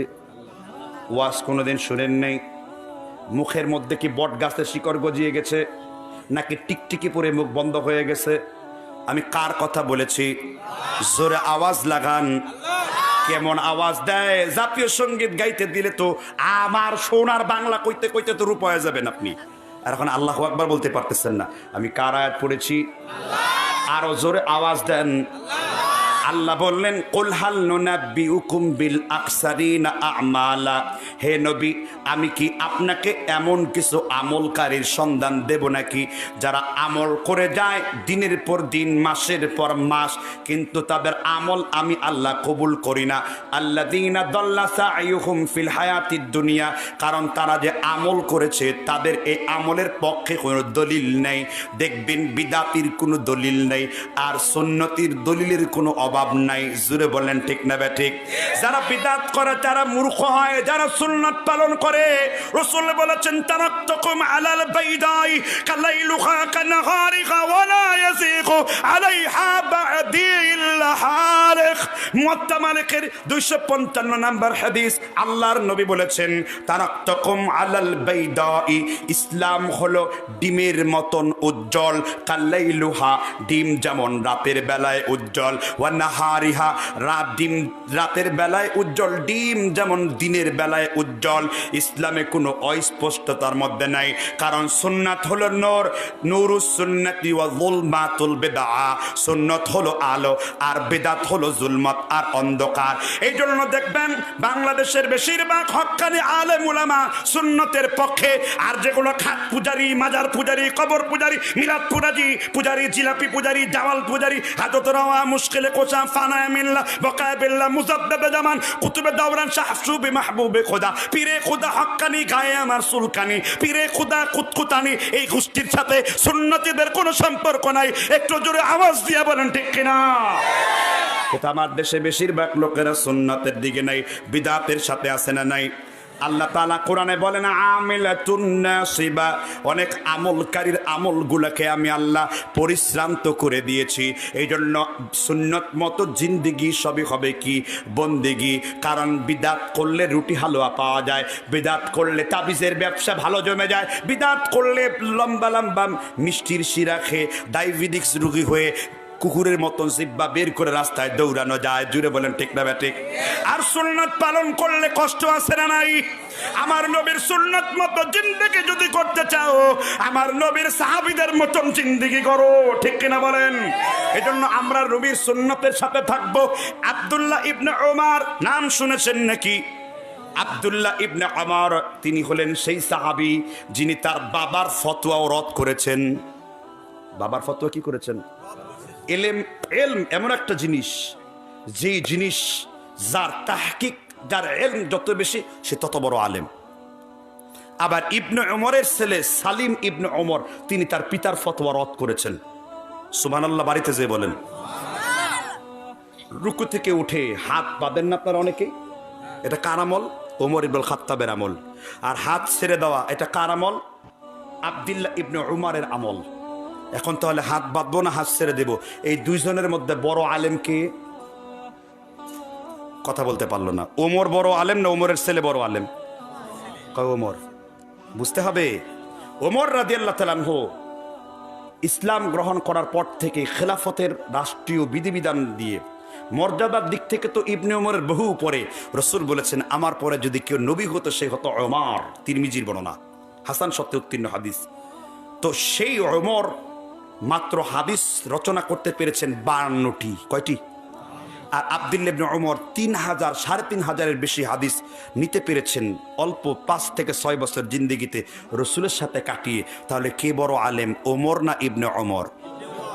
ইমাম ইবনে হাজার আসকালানি তার তবাকাতুল মুদাল্লিসিনের ভূমিকাতে তিনি আলোচনা করেছেন। ইমাম জাহাবি তারিখুল ইসলামের ভূমিকাতে তিনি আলোচনা করেছেন। এছাড়া ইমাম ইবনে হাজার তার আরেক কিতাব তাহজিবুত তাহজিব, ইমাম আল্লামা মিজজি তার তাহজিবুল কামালে উল্লেখ করেছেন, উলুমুল হাদিসের পরিভাষা যে বেশি হাদিস জানে সে বড় আলেম। তাহলে বড় আলেম কে? ইবনে ওমর। ওমর রুকু থেকে উঠে কি হাত বাঁধেন নি, মানে রুকু থেকে উঠে রফাইদান করার পর আবার অনেকে কি হাত বাঁধে। যারা বাঁধে তাদের সাথে আমরা মারামারি করি না, তারা উমর ইবনুল খাত্তাবের আমল করে। কিন্তু ইস্তিহাবি বিষয় হলো, নাসিরুদ্দিন আলবানী রাহিমাহুল্লাহ সিফাতুস সালাতিন নবীর মধ্যে বলেছেন, হাত বেঁধে দেওয়ার চাইতে হাত ছেড়ে দেওয়াই হলো কাতঈ সুবুত, অকাট্য দলিল নাস এ কাতঈ, অকাট্য ব্যাখ্যা দ্বারা প্রমাণিত। আর হাত রেখে এটা হলো জান্নি দলিল, সাপনিক দলিল দ্বারা প্রমাণিত। এই জন্য রুকু থেকে উঠে হাত ছেড়ে দেওয়াটাই সুন্নতের শামিল। কথা বুঝতে পারছেন কিনা? তাহলে সুন্নতের ক্ষেত্রে কিন্তু এখানে বড় ছোট নাই, সুন্নতের ক্ষেত্রে হলো ইলমের সূত্র। কথা বুঝতে পেরেছেন কিনা? আল্লাহ আমাদের বুঝবার তৌফিক এনায়েত করুন। সেই ইবনে ওমর একদিন মসজিদের পাশ দিয়ে হেঁটে যাচ্ছিলেন। কিসের পাশ দিয়ে? দেখলেন হুলাকান হুলাকান, মসজিদের মধ্যে কিছু লোক গোল গোল সোক্কা সোক্কা জিকির করতেছে। আমাদের দেশে আছে না? এরা চলে গেলে ওয়াজ করব, ঠিক না? কারণ হলো ওয়াজের সময়, আলোচনার সময় হাঁটাহাঁটি করা, নিজের পিঠ কোরআন হাদিসের দিকে দেওয়া, এটা চরম আকারের একটা এহানাত, মানে বেয়াদবি। কথা বুঝতে পারছেন কিনা? জি, আমি কোনো কেচ্ছা বলছি? হাদিস বলেছি, এবারত বলেছি, পৃষ্ঠা নাম্বার বলেছি, হাদিস নাম্বার বলেছি, আরবি ছাপের নাম বলেছি, দলিল দিয়েছি। কোনো মায়ের বেটা দুধ খেয়ে থাকলে সে পারলে হাদিসগুলো উল্টে আমার সাথে যুদ্ধ করুক, ঠিক না? ঠিক। জি, তাহলে প্রসঙ্গ ছিল কোন জায়গাতে? আব্দুল্লাহ ইবনে ওমর রাদিয়াল্লাহু তাআলা আনহু। তিনি দেখলেন মসজিদের মধ্যে কিছু লোক এইভাবে জিকির করছে। ইবনে ওমর ছাত্র রাখতেন নাফে রাহিমাহুল্লাহ। কি নাম বলছি? তিনি বলেছেন, আমি রসুলকে বলতে শুনেছি, যেই মজলিসের মধ্যে কোনো বিদাতি কর্মকাণ্ড হয়, তুমি সেই মজলিস থেকে বহু দূরে থাকো। আর এটা তো আল্লাহর মসজিদের মজলিস হতে পারে না, কারণ এইখানে রসুলের সুন্নতকে পরিবর্তন করে তারা বিদাতি জিকির চালু করে দিয়েছে। বিদাত দেখে তিনি কি করতেন? অনেক দূরে থাকতেন। আর এখন বিদাত হলো মূল জিনিস। বিদাত আবার দুই প্রকার। কি? বেদাতে হাসানা, বেদাতে সাইয়া। বিদাত কয় প্রকার? যে ব্যক্তি বলে বেদাতে হাসানা, আর আমার রাসূল কি বলেন? কুল্লু বিদআতিন দালালা। প্রত্যেক বিদাত হলো কি? পথভ্রষ্টতা। আর প্রত্যেক পথভ্রষ্টতার নাম দালালাতিন ফিন নার। প্রত্যেক পথভ্রষ্টতার পরিণাম কোথায়? জাহান্নাম। ক্লিয়ার? তাহলে বিদাতের সাথে করা যাবে। ইমাম বাইহাকি, কি নাম বলেছি? ইমাম বাইহাকি, যদিও তার মধ্যে কিছু মুতাজালাদের বৈশিষ্ট্য ছিল, এগুলো অনেক উপরের লেভেলের কথা। এরকম 10 গ্রাম সাইজের লোকদের সামনে বললে বদহজম হওয়ার সম্ভাবনা আছে। এগুলো উলুমুল হাদিসের পণ্ডিতদের সাথে বলা যাবে। ইমাম বাইহাকি হাদিস লিখেছেন, হাদিসটা কিছুটা দঈফ। কি? তিনি বলেছেন, মান ওয়াক্কারা, রাসূল বলেছেন, মান ওয়াক্কারা সাহিবা বিদআ ফাকাদ আআনা আলা হাদমিল ইসলাম। কেউ যদি কোনো বিদআতিকে সম্মান প্রদর্শন করলো, সে যেন আল্লাহর ইসলামকে টুকরা টুকরা করে ফেললো, অপমানিত করে ফেললো। কাকে সম্মান করলে? দুইজন শকত শব্দ করলেন, বাকিরা? এবার বলতে পারেন, হুজুর যুবকরা বিদাতকে পছন্দ করে না, কিন্তু মুরব্বীরা বিদাতকে লালন করে। এবার যুবক আর মুরব্বীর মধ্যে মসজিদের মধ্যে ফাইট আছে না নাই? মসজিদের খতিব খুব ভালো ভালো খুতবা দেয়, বাপ দাদার বিরোধিতা করে। মুরব্বীরা খেপে যায়, বলে পূর্বকার আলেমরা কি ভুল করেছেন নাকি? তোমরা এই ভুলের উপর কথা বলো কেন? ঠিক এই স্বভাবটা হলো মক্কার মূর্তি পূজারীদের মতো। তারা বলতো, তোমরা আমার বাপ দাদার অনুসরণ করো না কেন? বাপ দাদার অনুসরণ বাদ দিয়ে তোমরা কার কথা মানো? আল্লাহ তাআলা বললেন, কোরআন হাদিস বাদ দিয়ে যারা বাপ দাদার অনুসরণ করে এগুলো মূর্তি পূজারীদের নীতি। ঠিক না ঠিক? আমরা বাপ দাদার দোহাই দেই না, আমরা ইসলামের উপর চলি। আল্লাহর হাবিব সাল্লাল্লাহু আলাইহি ওয়াসাল্লামের সাহাবা সাহাল ইবনু হুনাইফ, কি নাম বলেছি? আবার বলেছি, সাহাল ইবনু হুনাইফ রাদিয়াল্লাহু তাআলা। কার নাম বলেছি? সাহাবীর নাম মুখস্থ থাকে না? সালমান খান, ক্যাটরিনা খান, শাহরুখ খান, আমির খান, ক্যাটরিনা কাইফ, তাদের নাম 14 গোষ্ঠীর নাম শুদ্ধ মুখস্থ থাকে। কারণ আমার যুবকেরা কোরআন হাদিসের জায়গায় হলিউড আর টয়লেট উডের ছবিগুলো বেশি করে দেখে। সাহাবার নাম বলেছি সাহাল ইবনু হুনাইফ, মুখস্থ করে ফেলো। সাহাবীর নাম কি? সাহাল ইবনু হুনাইফ রাদিয়াল্লাহু তাআলা। তিনি হাদিস বর্ণনা করেছেন। এই হাদিসটি কিতাবুল মাগাজি, বুখারীর যুদ্ধের অধ্যায় 4071 নাম্বার বর্ণনা, সহিহ মুসলিম কিতাবুল ইমারাত 1775 নাম্বার বর্ণনা। তাহলে বুখারীতেও আছে, আবার কোন কিতাবে আছে? কথা বোনায় বুঝেন নাই? বেশি কথা শুরু করলে কিন্তু আরবি এর পরে ইংরেজিতে ওয়াজ শুরু করে দেবো আমি। কোন কিতাবের নাম বলেছি? আপনি যে আমার ওয়াজটা বুঝলেন, শুনে কিছু ধারণ করলেন, এটার একটা গ্রহণযোগ্যতা লাগবে না? যে আপনাদের হয়তো ওয়াজ শুনে হয়তো অভ্যাস একটু কম, ওয়াজ শুনে বক্তার সাথে কথা বললে ওই কথাগুলো আপনাদের কি থাকবে? মনে থাকবে। আপনার সাথে আমার কি ফ্রি আন্ডারস্ট্যান্ডিং হবে, এতে কোনো লজ্জা থাকবে না, কথার জড়তা থাকবে না। কথা বুঝতে পারছেন কিনা? এতে বক্তাও মজা পাবে, শ্রোতাও কি মজা পাবে। রাসূল সাল্লাল্লাহু আলাইহি ওয়াসাল্লামের সাহাবী সাহাল ইবনে হুনাইফ বলেন, কি নাম বলেছি? সাহাল ইবনে হুনাইফ বলেন, আত্তাহামু রাইয়াকুম ফালাকাদ রাআইতুনি, তোমরা তোমাদের নিজেদের মতকে বিশুদ্ধ মনে করো না। তোমরা আগে মনে করো আমার নবী কি বলেছেন।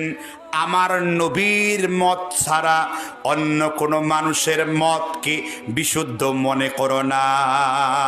আমার নবী একটা মত দিয়েছেন, আরেকজন সাহাবা আরেকটা মত দিয়েছেন, কারটা মানবেন?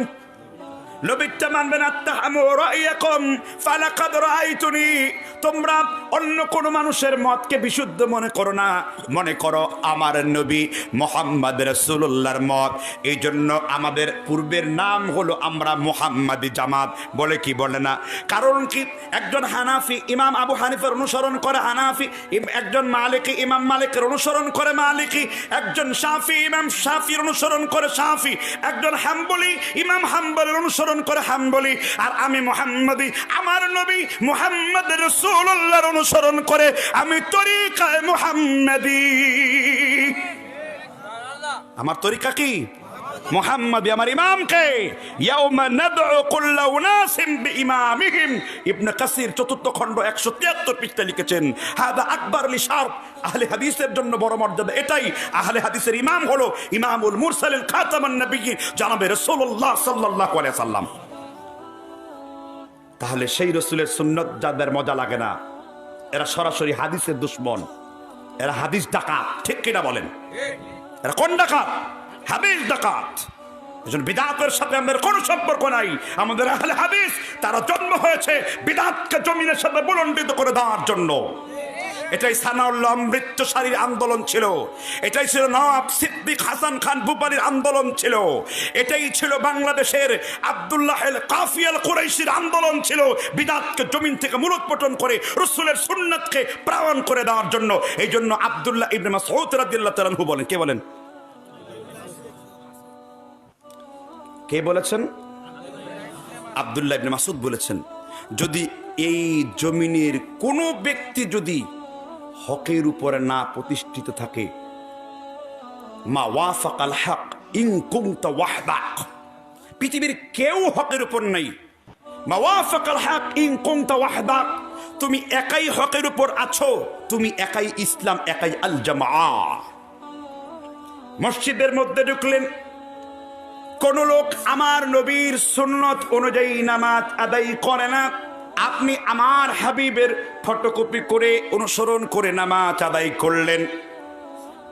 আল জামাআ মা ওয়াফাকাল হক ইন কুনতা ওয়াহদাক, পৃথিবীর কেউ হকের উপর থাকে না, তুমি একাই হকের উপর থাকো। আমার আল্লাহর রাসূলের সাহাবা ইবনে মাসউদ কুফার সাহাবা, বিশ্বনবী বলেছেন আমার আব্দুল্লাহর মর্যাদা হলো এমন, উহুদ পাহাড়কে আল্লাহ এক পাল্লায় চাপায়া দেবেন আর আব্দুল্লাহর পাকে আল্লাহ এক পাল্লায় রাখবেন। আব্দুল্লাহর পায়ের ওজন উহুদ পাহাড়ের চাইতে ভারী হবে। সেই আপনি মাসউদ রাদিয়াল্লাহু তাআলা আনহু বলেন আল জামাআ মা ওয়াফাকাল আক ইন কুনতা ওয়াহদাক। মসজিদে ঢুকে দেখলেন কেউ সুন্নাত পালন করে না, আপনি সুন্নাত পালন করেছেন, আপনি একাই সুন্নতি, বাকি এগুলো হলো বেদাতি। জুড়ে বলেন ঠিক না ঠিক? আমরা সুন্নতের জন্য নিজের জীবন দেব, কারণ সুন্নতের পথে আছে মুহাম্মদ রাসূলুল্লাহ। আল্লাহর নবী একদিন আয়াত পাঠ করলেন, ইবনে মাজাহ কিতাবুত তাফসীর অধ্যায়ের হাদিস 4048 নাম্বার, ইন্নাল্লাযীনা ফাররাকু দীনাহুম ওয়া কানু শিয়াআ লাস্তা মিনহুম ফি শাইইন। আম্মাজান আয়েশা আল্লাহর নবীর কি হন? দুইজন জানেন, বাকিরা মনে হয় জানেন না। মা আয়েশা আল্লাহর হাবিবের কি হন? তার ব্যাপারে কোরআনুল কারীমে আল্লাহ তাআলা 21টি আয়াত তার চরিত্রের সার্টিফিকেট দিয়েছেন। আমরা তায়াম্মুমের বিধান মা আয়েশার কাছ থেকে পেয়েছি। আল্লাহর হাবিবের সাহাবাগণ বলেন আল্লাহর নবীর পরে আম্মাজান আয়েশার চাইতে বড় জ্ঞানী ব্যক্তি আর পৃথিবীতে দ্বিতীয় কেউ জন্মগ্রহণ করবে না। আম্মাজান আয়েশা জ্ঞানের দিক থেকে আবু বকর, ওমর, ওসমান সব সাহাবীদের থেকে সব থেকে বেশি জ্ঞানী ছিলেন। আল্লাহর হাবিব সাল্লাল্লাহু আলাইহি সাল্লামের স্ত্রী, আমাদের সকল মুমিনের মা আম্মাজান আয়েশা রাদিয়াল্লাহু আনহা। একটু আওয়াজ লাগায় বলেন সুবহানাল্লাহ। সেই আম্মাজান আয়েশা বলেন আল্লাহর হাবিব আমাকে বলেন ইন্নাল্লাযীনা ফাররাকু দীনাহুম ওয়া কানু শিয়াআ। এই আয়াত দ্বারা কাকে বোঝানো হয়েছে? আল্লাহর হাবিব বলেন আয়েশা, যারা ইসলামের মধ্যে বিভিন্ন রকমের দল তৈরি করেছে, বিভিন্ন গ্রুপ তৈরি করেছে, লাস্তা মিনহুম ফি শাইইন, হে রাসূল তাদের সাথে আপনার কোনো সম্পর্ক নাই।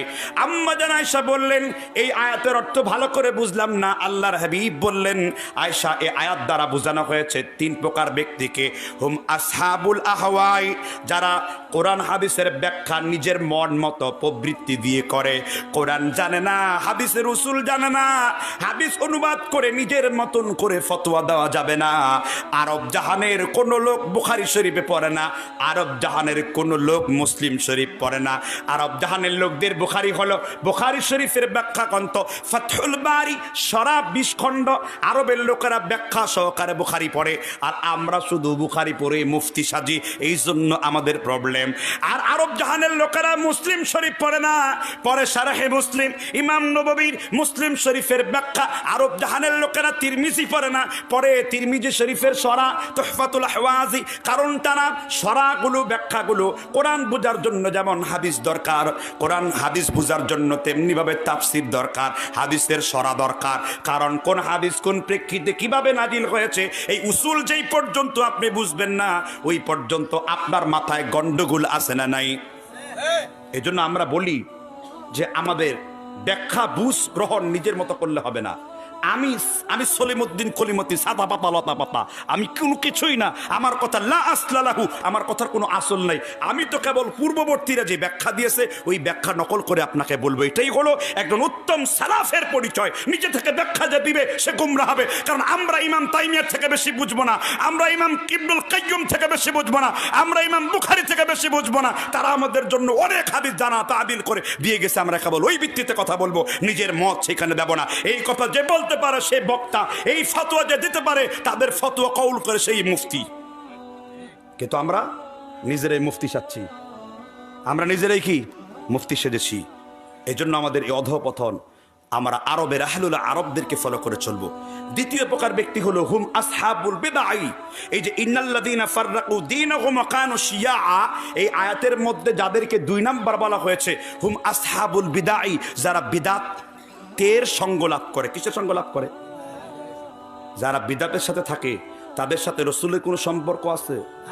এই কথা আমি বলিনি, বলেছেন ক্বালান নবী সাল্লাল্লাহু আলাইহি ওয়াসাল্লাম। আয়েশা শোনো, যারা এই বিদআত করেছে আমি রাসূল আনা মিনহুম বারিউন ওয়া হুম মিন্নী বুরাউন, তারাও তার নবীকে ছেড়ে দিয়েছে, এই বিদাতিরা কাকে ছেড়েছে? আর শুনে রাখো, অহুম মিন্নি বুরাউন, আর আমি নবীও তাদেরকে ছেড়ে দিয়েছি। বিদাতিরা আমি নবীকে ছেড়ে দিয়েছে, আর আমি নবীও তাদেরকে ছেড়ে দিয়েছি। বিদাতিদের সম্পর্ক যেমন আল্লাহ রাসূলের সাথে নেই, তদ্রূপ বিদাতিদের সাথেও আমার নবীর কোনো কি নেই।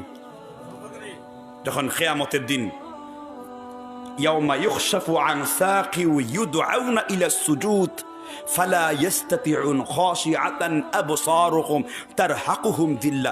তাফসীরে ফাতহুল মজিদ, তাফসীরে বাইদবি, তাফসীরে রুহুল মাআনি আল জামিউ লিল আহকামিল কুরআনের মধ্যে আপনি খুললে পাবেন কিছু লোকেরা কিয়ামতের দিন রাসূলের উম্মত বলে পরিগণিত হবে, আর কিছু লোকের চেহারা কালো হয়ে যাবে, আর কিছু লোকের চোখ মানে হাত পা এগুলো নূরে নূরান্বিত হবে, তাদের চোখগুলো নূর হবে, তারা হবে রাসূল সাল্লাল্লাহু আলাইহি ওয়াসাল্লামের সুন্নতের অধিগামী। একটু জোরে বলেন না সুবহানাল্লাহ। আর বিদাতীদের অন্তর কি হয়ে যাবে? রাসূল বলেন সুহকান, আমার সামনে থেকে কি হয়ে যা, দূর হয়ে যা, তোদের সাথে আমি রাসূলের কোনো সম্পর্ক নাই, কারণ তোরা বিদাতি। তোরা কি বিদাতি? আল্লাহ তাআলা আমাদের বুঝবার তৌফিক দান করুন। তাহলে সুন্নত আর বিদআতের সংজ্ঞা বুঝতে 1 ঘন্টা 20 মিনিট। এবার সুন্নত আর বিদআত কিছু বলবো না, না শেষ করে দেবো আলোচনা? খুব বিরক্ত লাগতেছে? চলবে? সালাত দে, আরো চলো। চট্টগ্রামে এসে সালাত দে, সালাত দে। আমি তো কিছুই বুঝি না, ওরা কেউ যেন বুঝে আমার কথা। কথা বুঝতে পেরেছেন কিনা?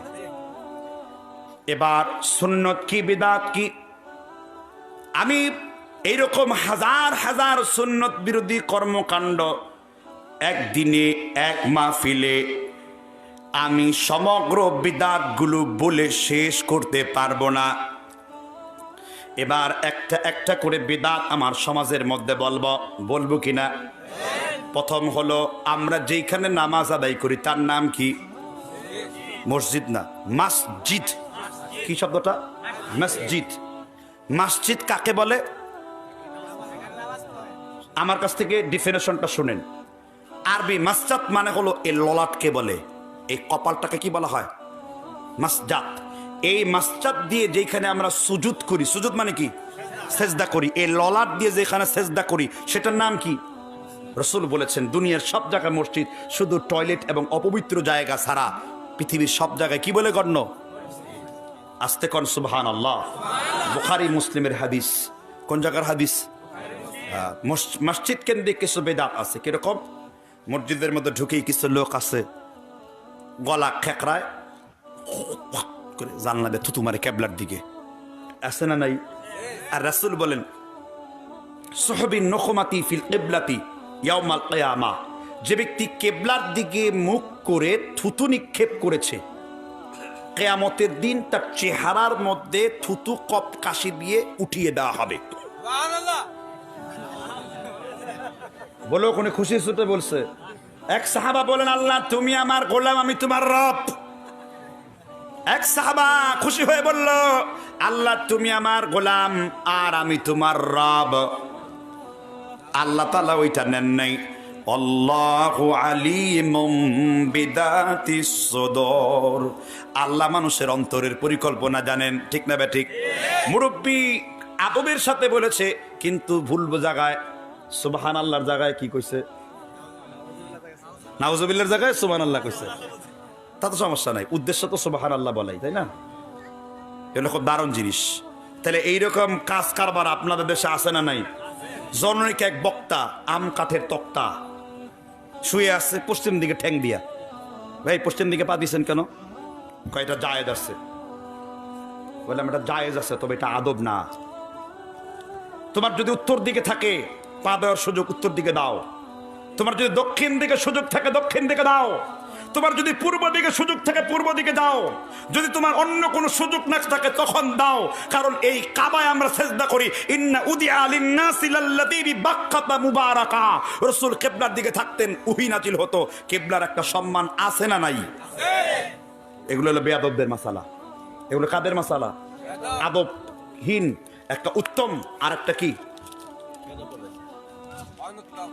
অনুত্তম। তাহলে আমরা উত্তমটা থাকবো অনুত্তম থাকবো?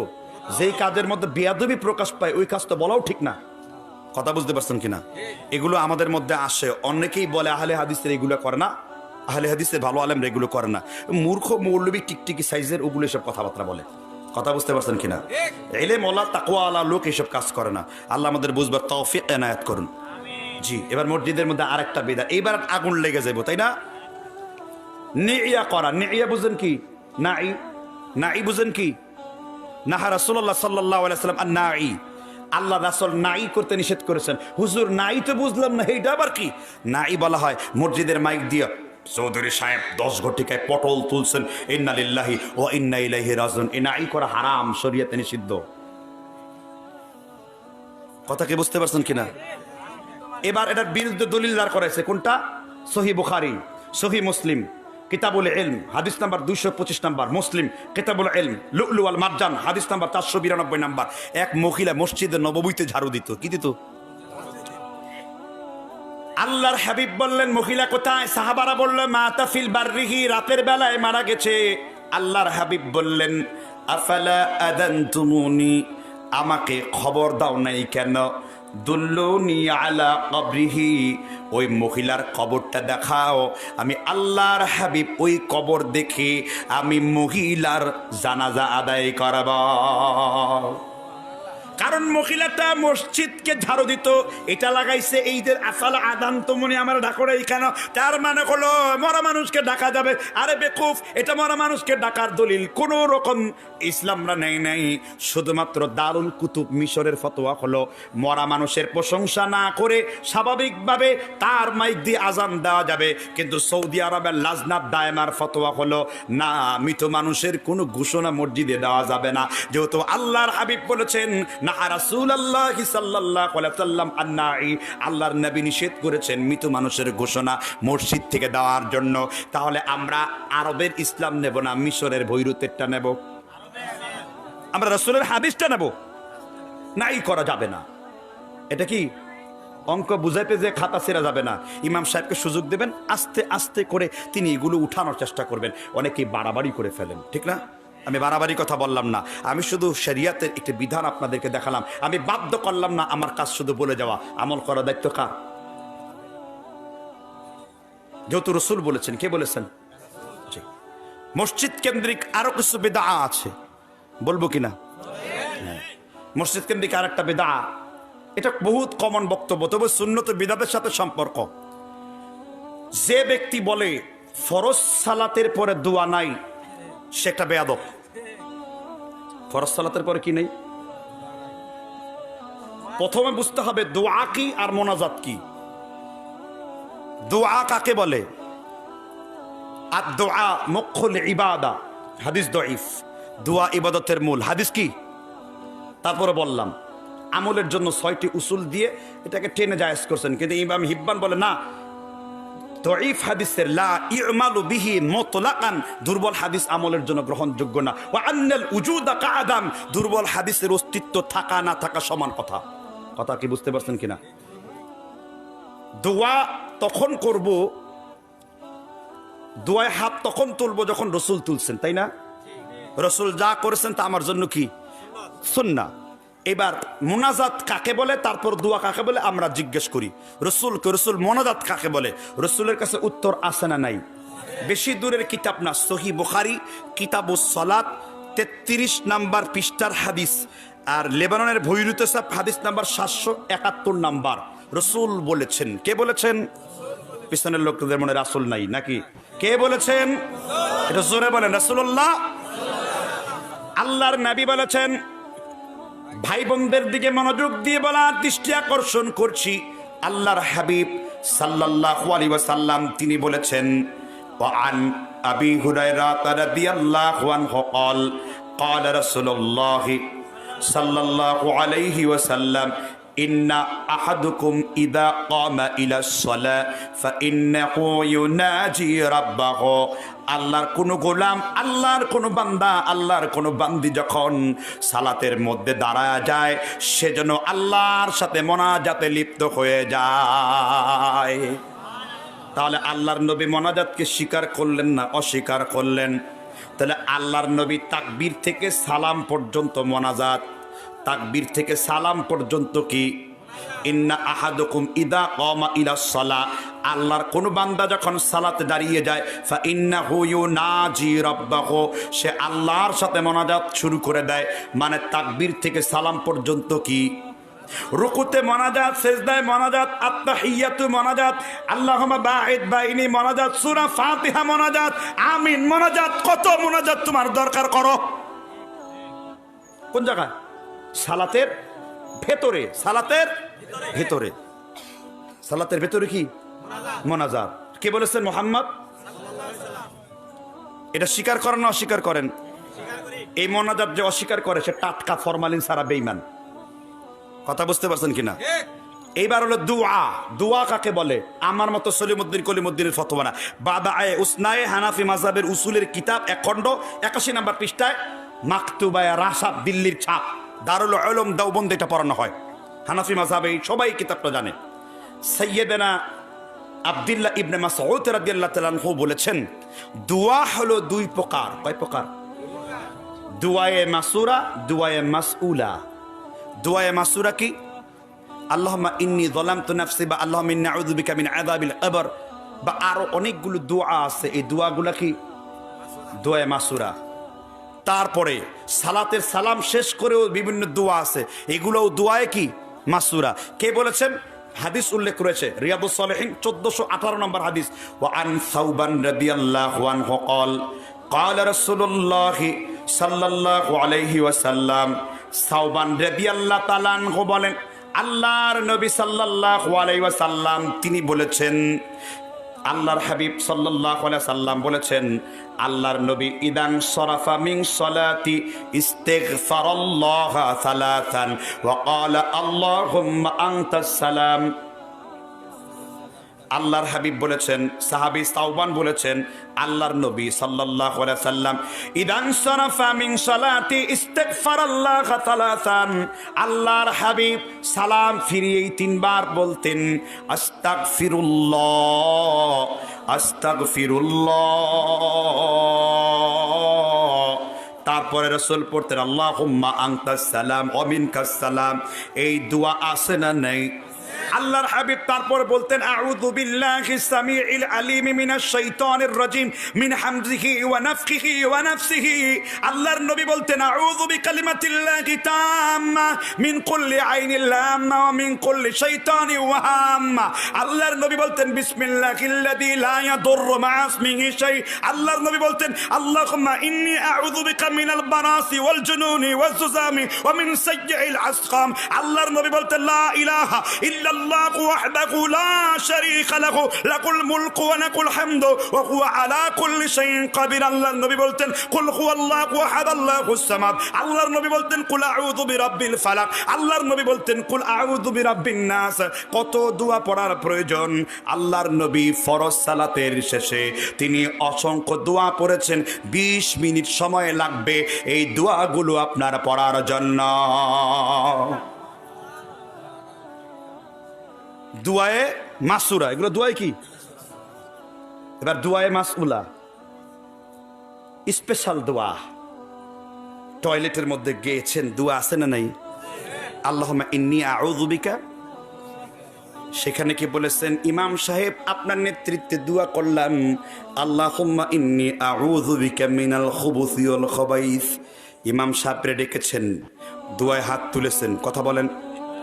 স্ত্রীর উপরে উঠলেন, বিসমিল্লাহ দিয়ে সাহাবা শুরু করলেন। ইমামকে ডেকেছেন, দুয়ায় হাত তুলেছেন। আপনি মসজিদের ভেতরে ঢুকলেন, আল্লাহুম্মা আফতাহ লি আবওয়াবা রাহমাতিক। ইমামকে ডেকেছেন, 2 হাত কি আপনি তুলেছেন। খাবারের সময় বিসমিল্লাহ বললেন, ইমাম ডেকেছেন, 2 হাত কি আপনি তুলেছেন। বৃষ্টির নামাজে 2 হাত তুলেছেন, এই জন্য আমরা তুলি। বদরের যুদ্ধে 2 হাত তুলেছেন। যুদ্ধ যদি করবার প্রয়োজন হয় কাফেরের সাথে, আমরা সেনাপতির নেতৃত্বে দোয়া করব, নবী যেহেতু করেছেন। বদরের যুদ্ধে রাসূল হাত তুলেছেন, রাসূলের বগলের সাদা শুভ্রতা প্রকাশ পেল। আবু বকর রাদিয়াল্লাহু তাআলা আনহু আল্লাহর হাবিবের চাদরটাকে বারবার টেনে টেনে ঠিক করে দিচ্ছিলেন। একটু জোরে আওয়াজ দিয়ে বলেন সুবহানাল্লাহ। তাহলে রাসূল এখানে দোয়া করেছেন, দোয়া আপনি করেন কেন? নতুন কাপড় পরেছে, দোয়া পড়েছেন, আপনি কালমাতে উঠেছেন, বিসমিল্লাহি মাজরিহা ওয়া মুরসাহা, দোয়া আছে না নাই? জানবানে পড়েছেন, দোয়া আছে না নাই? কোথাও তো হাত তোলেন নাই, কোথাও তো ইমামকে ডাকার কোনো প্রয়োজন নেই। আপনার যেখানে হাত নবী তুলেছেন ওইখানেই তুলতে হবে। পরিষ্কার না অপরিষ্কার? এগুলো এরপরে বলে কি, রাসূল 2 হাত তুলেন নাই, এই কথাটা ঠিক, নিষেধ তো করেন নাই। মীর মুআজ্জম হোসেন সাইফির প্রস্রাব হালাল না হারাম এটা কোরআনে আছে? কথা বলেন না কেন? বাউল মানে প্রস্রাব হারাম, আমার নাম উল্লেখ করা আছে, আমার নাম তো উল্লেখ নেই, তাহলে কইবেন প্রস্রাবটা হালাল? কইবেন এই কথা? কারণ প্রস্তাব মানে সব হালাল, সব হারাম, তাই না? যাক যে কোনো করুক, আল্লাহ কেবল হিংস দিয়েছেন জাতি কথা সামনে রেখে। আল্লাহর ফতোয়া কখনো বাতিল হয় না। আল্লাহ বলেছেন কুতিবা আলাইকুমুস সিয়াম, তোমরা রমজানের কি? আল্লাহ 29 বলছেন। যদি 29 বলতেন, মাঝে মাঝে 30 বলতো, আল্লাহর ফতোয়া বাতিল হয়ে গেছে, কারণ রোজা হয়েছে 30টা। আবার তিনি যদি 30 বলতেন, মাস হয় 29, আল্লাহর ফতোয়া বাতিল হয়ে গেছে। ফালান তাজিদা লাহু লিসুন্নাতিল্লাহি তাবদীলা, আল্লাহর নিয়মের কোনো পরিবর্তন দেখতে পাবে না, কারণ আল্লাহ হলেন আযালি, আল্লাহ হলেন আবাদি, আল্লাহর বিধানের কোনো পরিবর্তন নাই। পরিষ্কার না পরিষ্কার? এরপর রাসূল সাল্লাল্লাহু আলাইহি সাল্লামের দোয়া হাস্যকর, যেমন আমি ইমাম দোয়া করতেছি, আল্লাহ তাআলা আব্দুল বাতিন ভাইয়ের সন্তান নেই, তার জন্য তুমি দোয়া করো, আল্লাহ তুমি আমাদেরকে একটা সন্তান দান করো। এখন অনেক যুবক বিয়ে করেন নাই, কেবল 8 বছরের বাচ্চা, আমিন আমারও দাও।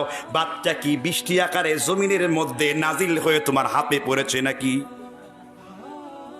আপনি কিছু দোয়া করলেন, বুঝেন তো না? বুঝেন?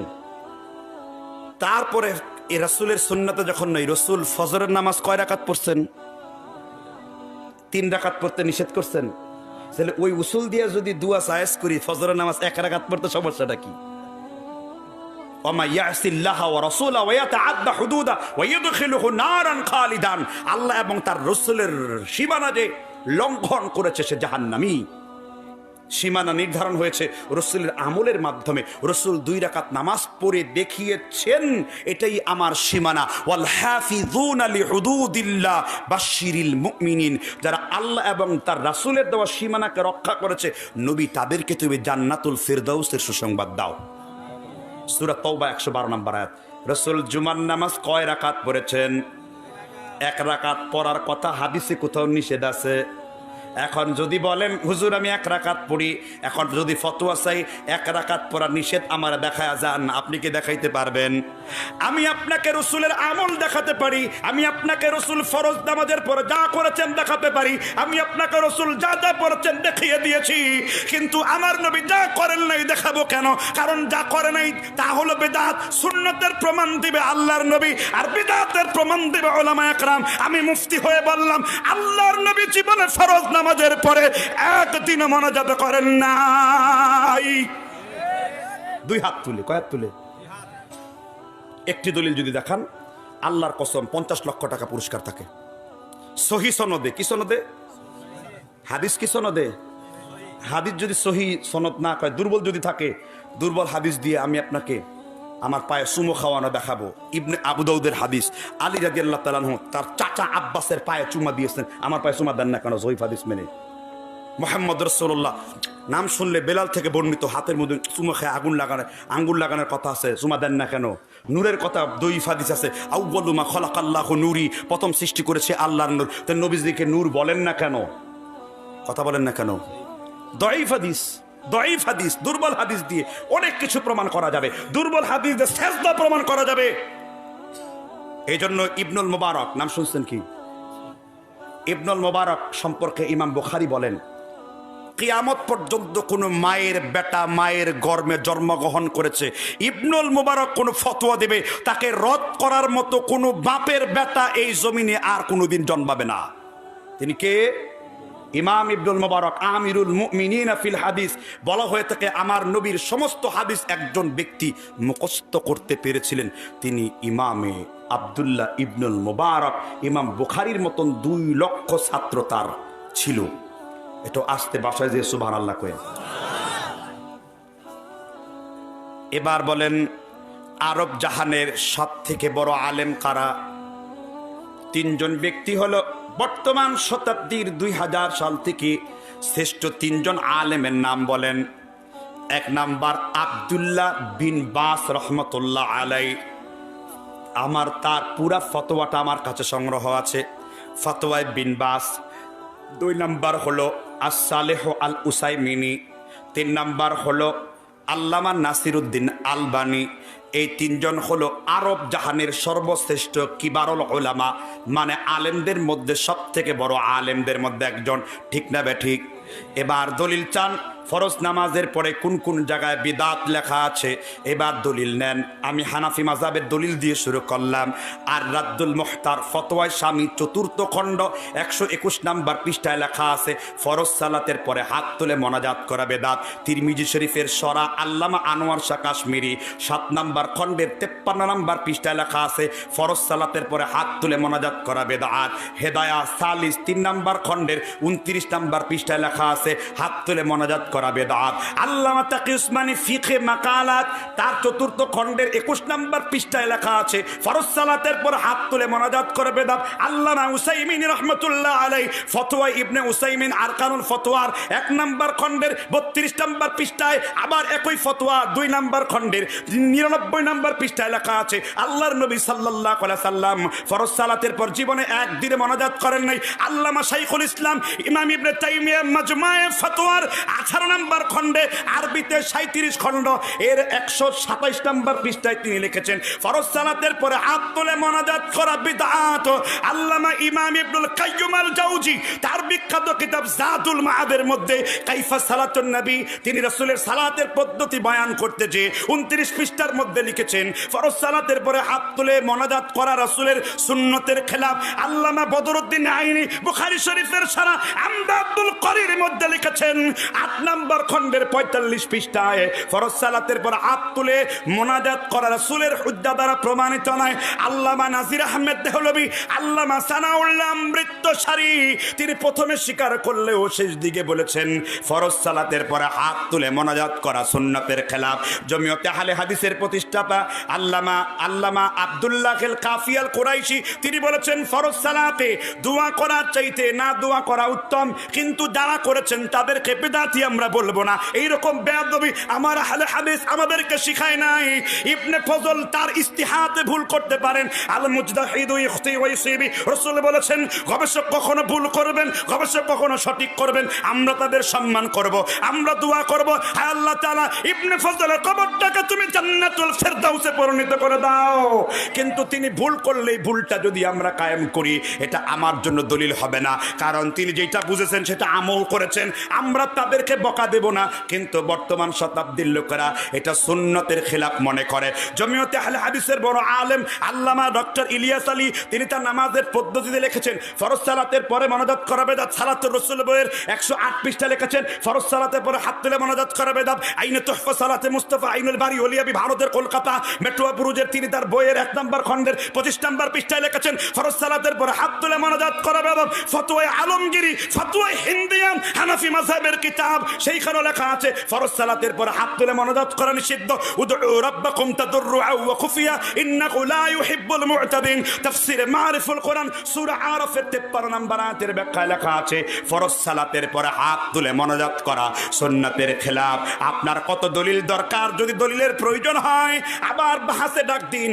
আমি শুনতে পেয়েছি ইসমাইল চাচা আমাদের মুরব্বী, আমাদের কাছের লোক, আমাদের অভিভাবক, ঠিক না ঠিক? অনেক দেরিতে হলো আলহামদুলিল্লাহ এই পাশেই নি আলোচনা করেছেন, আমরা তাকে সম্মান জানাই। একজন প্রকৃত আহলে হাদিসের পরিচয় হলো এটাই যে দলিল প্রমাণ যেখানে আছে সে সেইখানে মেনে নেয়। আলহামদুলিল্লাহ তিনি এখন এটা মেনে নিয়েছেন, ভিডিও বিবৃতি দিয়েছেন, সমগ্র দেশবাসী এটা সাক্ষী আছে, ঠিক না? আমরা চাই আমাদের মুরব্বীরা আমাদের মুরব্বী হয়ে থাকুক, তাদেরকে আমরা সামনে দেব এবং আমরা অবশ্যই রাসূলের সুন্নাহ যাতে বাস্তবায়ন হয় আমরা সেভাবে পালন করব। ঐতিহ্যবাহী মসজিদ বল্লা শুনছেন তো? আমার জীবনের প্রথম মাহফিল 2009 সালে আমি জীবনের প্রথম মাহফিল প্রধান বক্তা হয়ে বল্লায় এসেছিলাম। আমার জীবনের প্রথম মাহফিল আমি প্রধান বক্তা, সেটা বল্লাতে ছিল, এই টাঙ্গাইলের বল্লায়, যেখানে সভাপতি ছিলেন মাওলানা লুৎফর রহমান সাহেব। আছে না নাই? এখন মনে নাই? কথাকে বুঝতে পারছেন কিনা? তাহলে আমরা কেন গুমরাহি করব? যদি আমাকে দলিল দিয়ে দেখাইতে পারেন, কোরআন হাদিস দিয়ে বুঝাইতে পারেন, এই ফতোয়াকে যদি উল্টাইতে দিতে পারেন, আবার হানাফি হয়ে যাব, আবার 20 রাকাত পড়বো, আবার এই বড় লাম্বা মোনাজাত করে 50,000 টাকার বান্ডিল পকেটের মধ্যে নিয়ে। সমস্যা কি? কথা বলছেন নাই মনে? এটা হেদায়েতের কথা। আমরা তো কারো দুশ্মন নই, দুশ্মন যারা মোনাজাতের নিয়ে কথা বলছে তারা আমাদের দিনই ভাই, হয়তো একটা মাসালায় দ্বিমত আমাদের সাথে, কিন্তু আমরা চাইবো যেহেতু জমিয়তে আহলে হাদিসের প্রাণ কেন্দ্রে এটা উঠে গেছে, আরব আহলুল হাদিসের সমস্ত আলেম, আব্দুর রহমান সুদাইসি, আব্দুর রহমান সোরাইনি, ডাক্তার ফৌজান আল ফৌজান, সমস্ত কিবারুল উলামা, মদিনা ইউনিভার্সিটিতে পড়ুয়া লোকেরা তারা হাত তুলে মোনাজাত করাটাকে নিরুৎসাহিত করে এবং এটাকে বিদআত মনে করে। তাহলে আমাদের করতে সমস্যা কি? আমাদের মনে করতে সমস্যা কি? তা আপনি হুকুম মিন আহকাম কইতেছে ফরজ সালাতের পর হাত তুলে মোনাজাত করে জরুরি না, তো জরুরি না ওইটা নিয়ে আবার বই সিরা সিরে মারামারি গালাগালি করেন কেন? তো জরুরি না তো জরুরি বানায় ফেলেছেন। কথা বুঝতে পারছেন কিনা? আল্লাহ তাআলা আমাদের বুঝবার তৌফিক আনায়াত করুন। আমরা কেন এগুলো নিয়ে বাড়াবাড়ি করবো? আমরা বাড়াবাড়ি করব না, আমরা দলিল আদিল্লার পক্ষে কথা বলবো। কথা বুঝতে পেরেছেন কিনা? এই মসজিদ কেন্দ্রিক বিদআতগুলো আমাদের এলাকার জন্ম হয়। এবার আমি কিছু সোশিয়াল কেন্দ্রিক, সামাজিক কেন্দ্রিক বিদআত নিয়ে কথা বলবো। খুব বিরক্ত লাগতেছে, খুব কষ্ট লাগতেছে।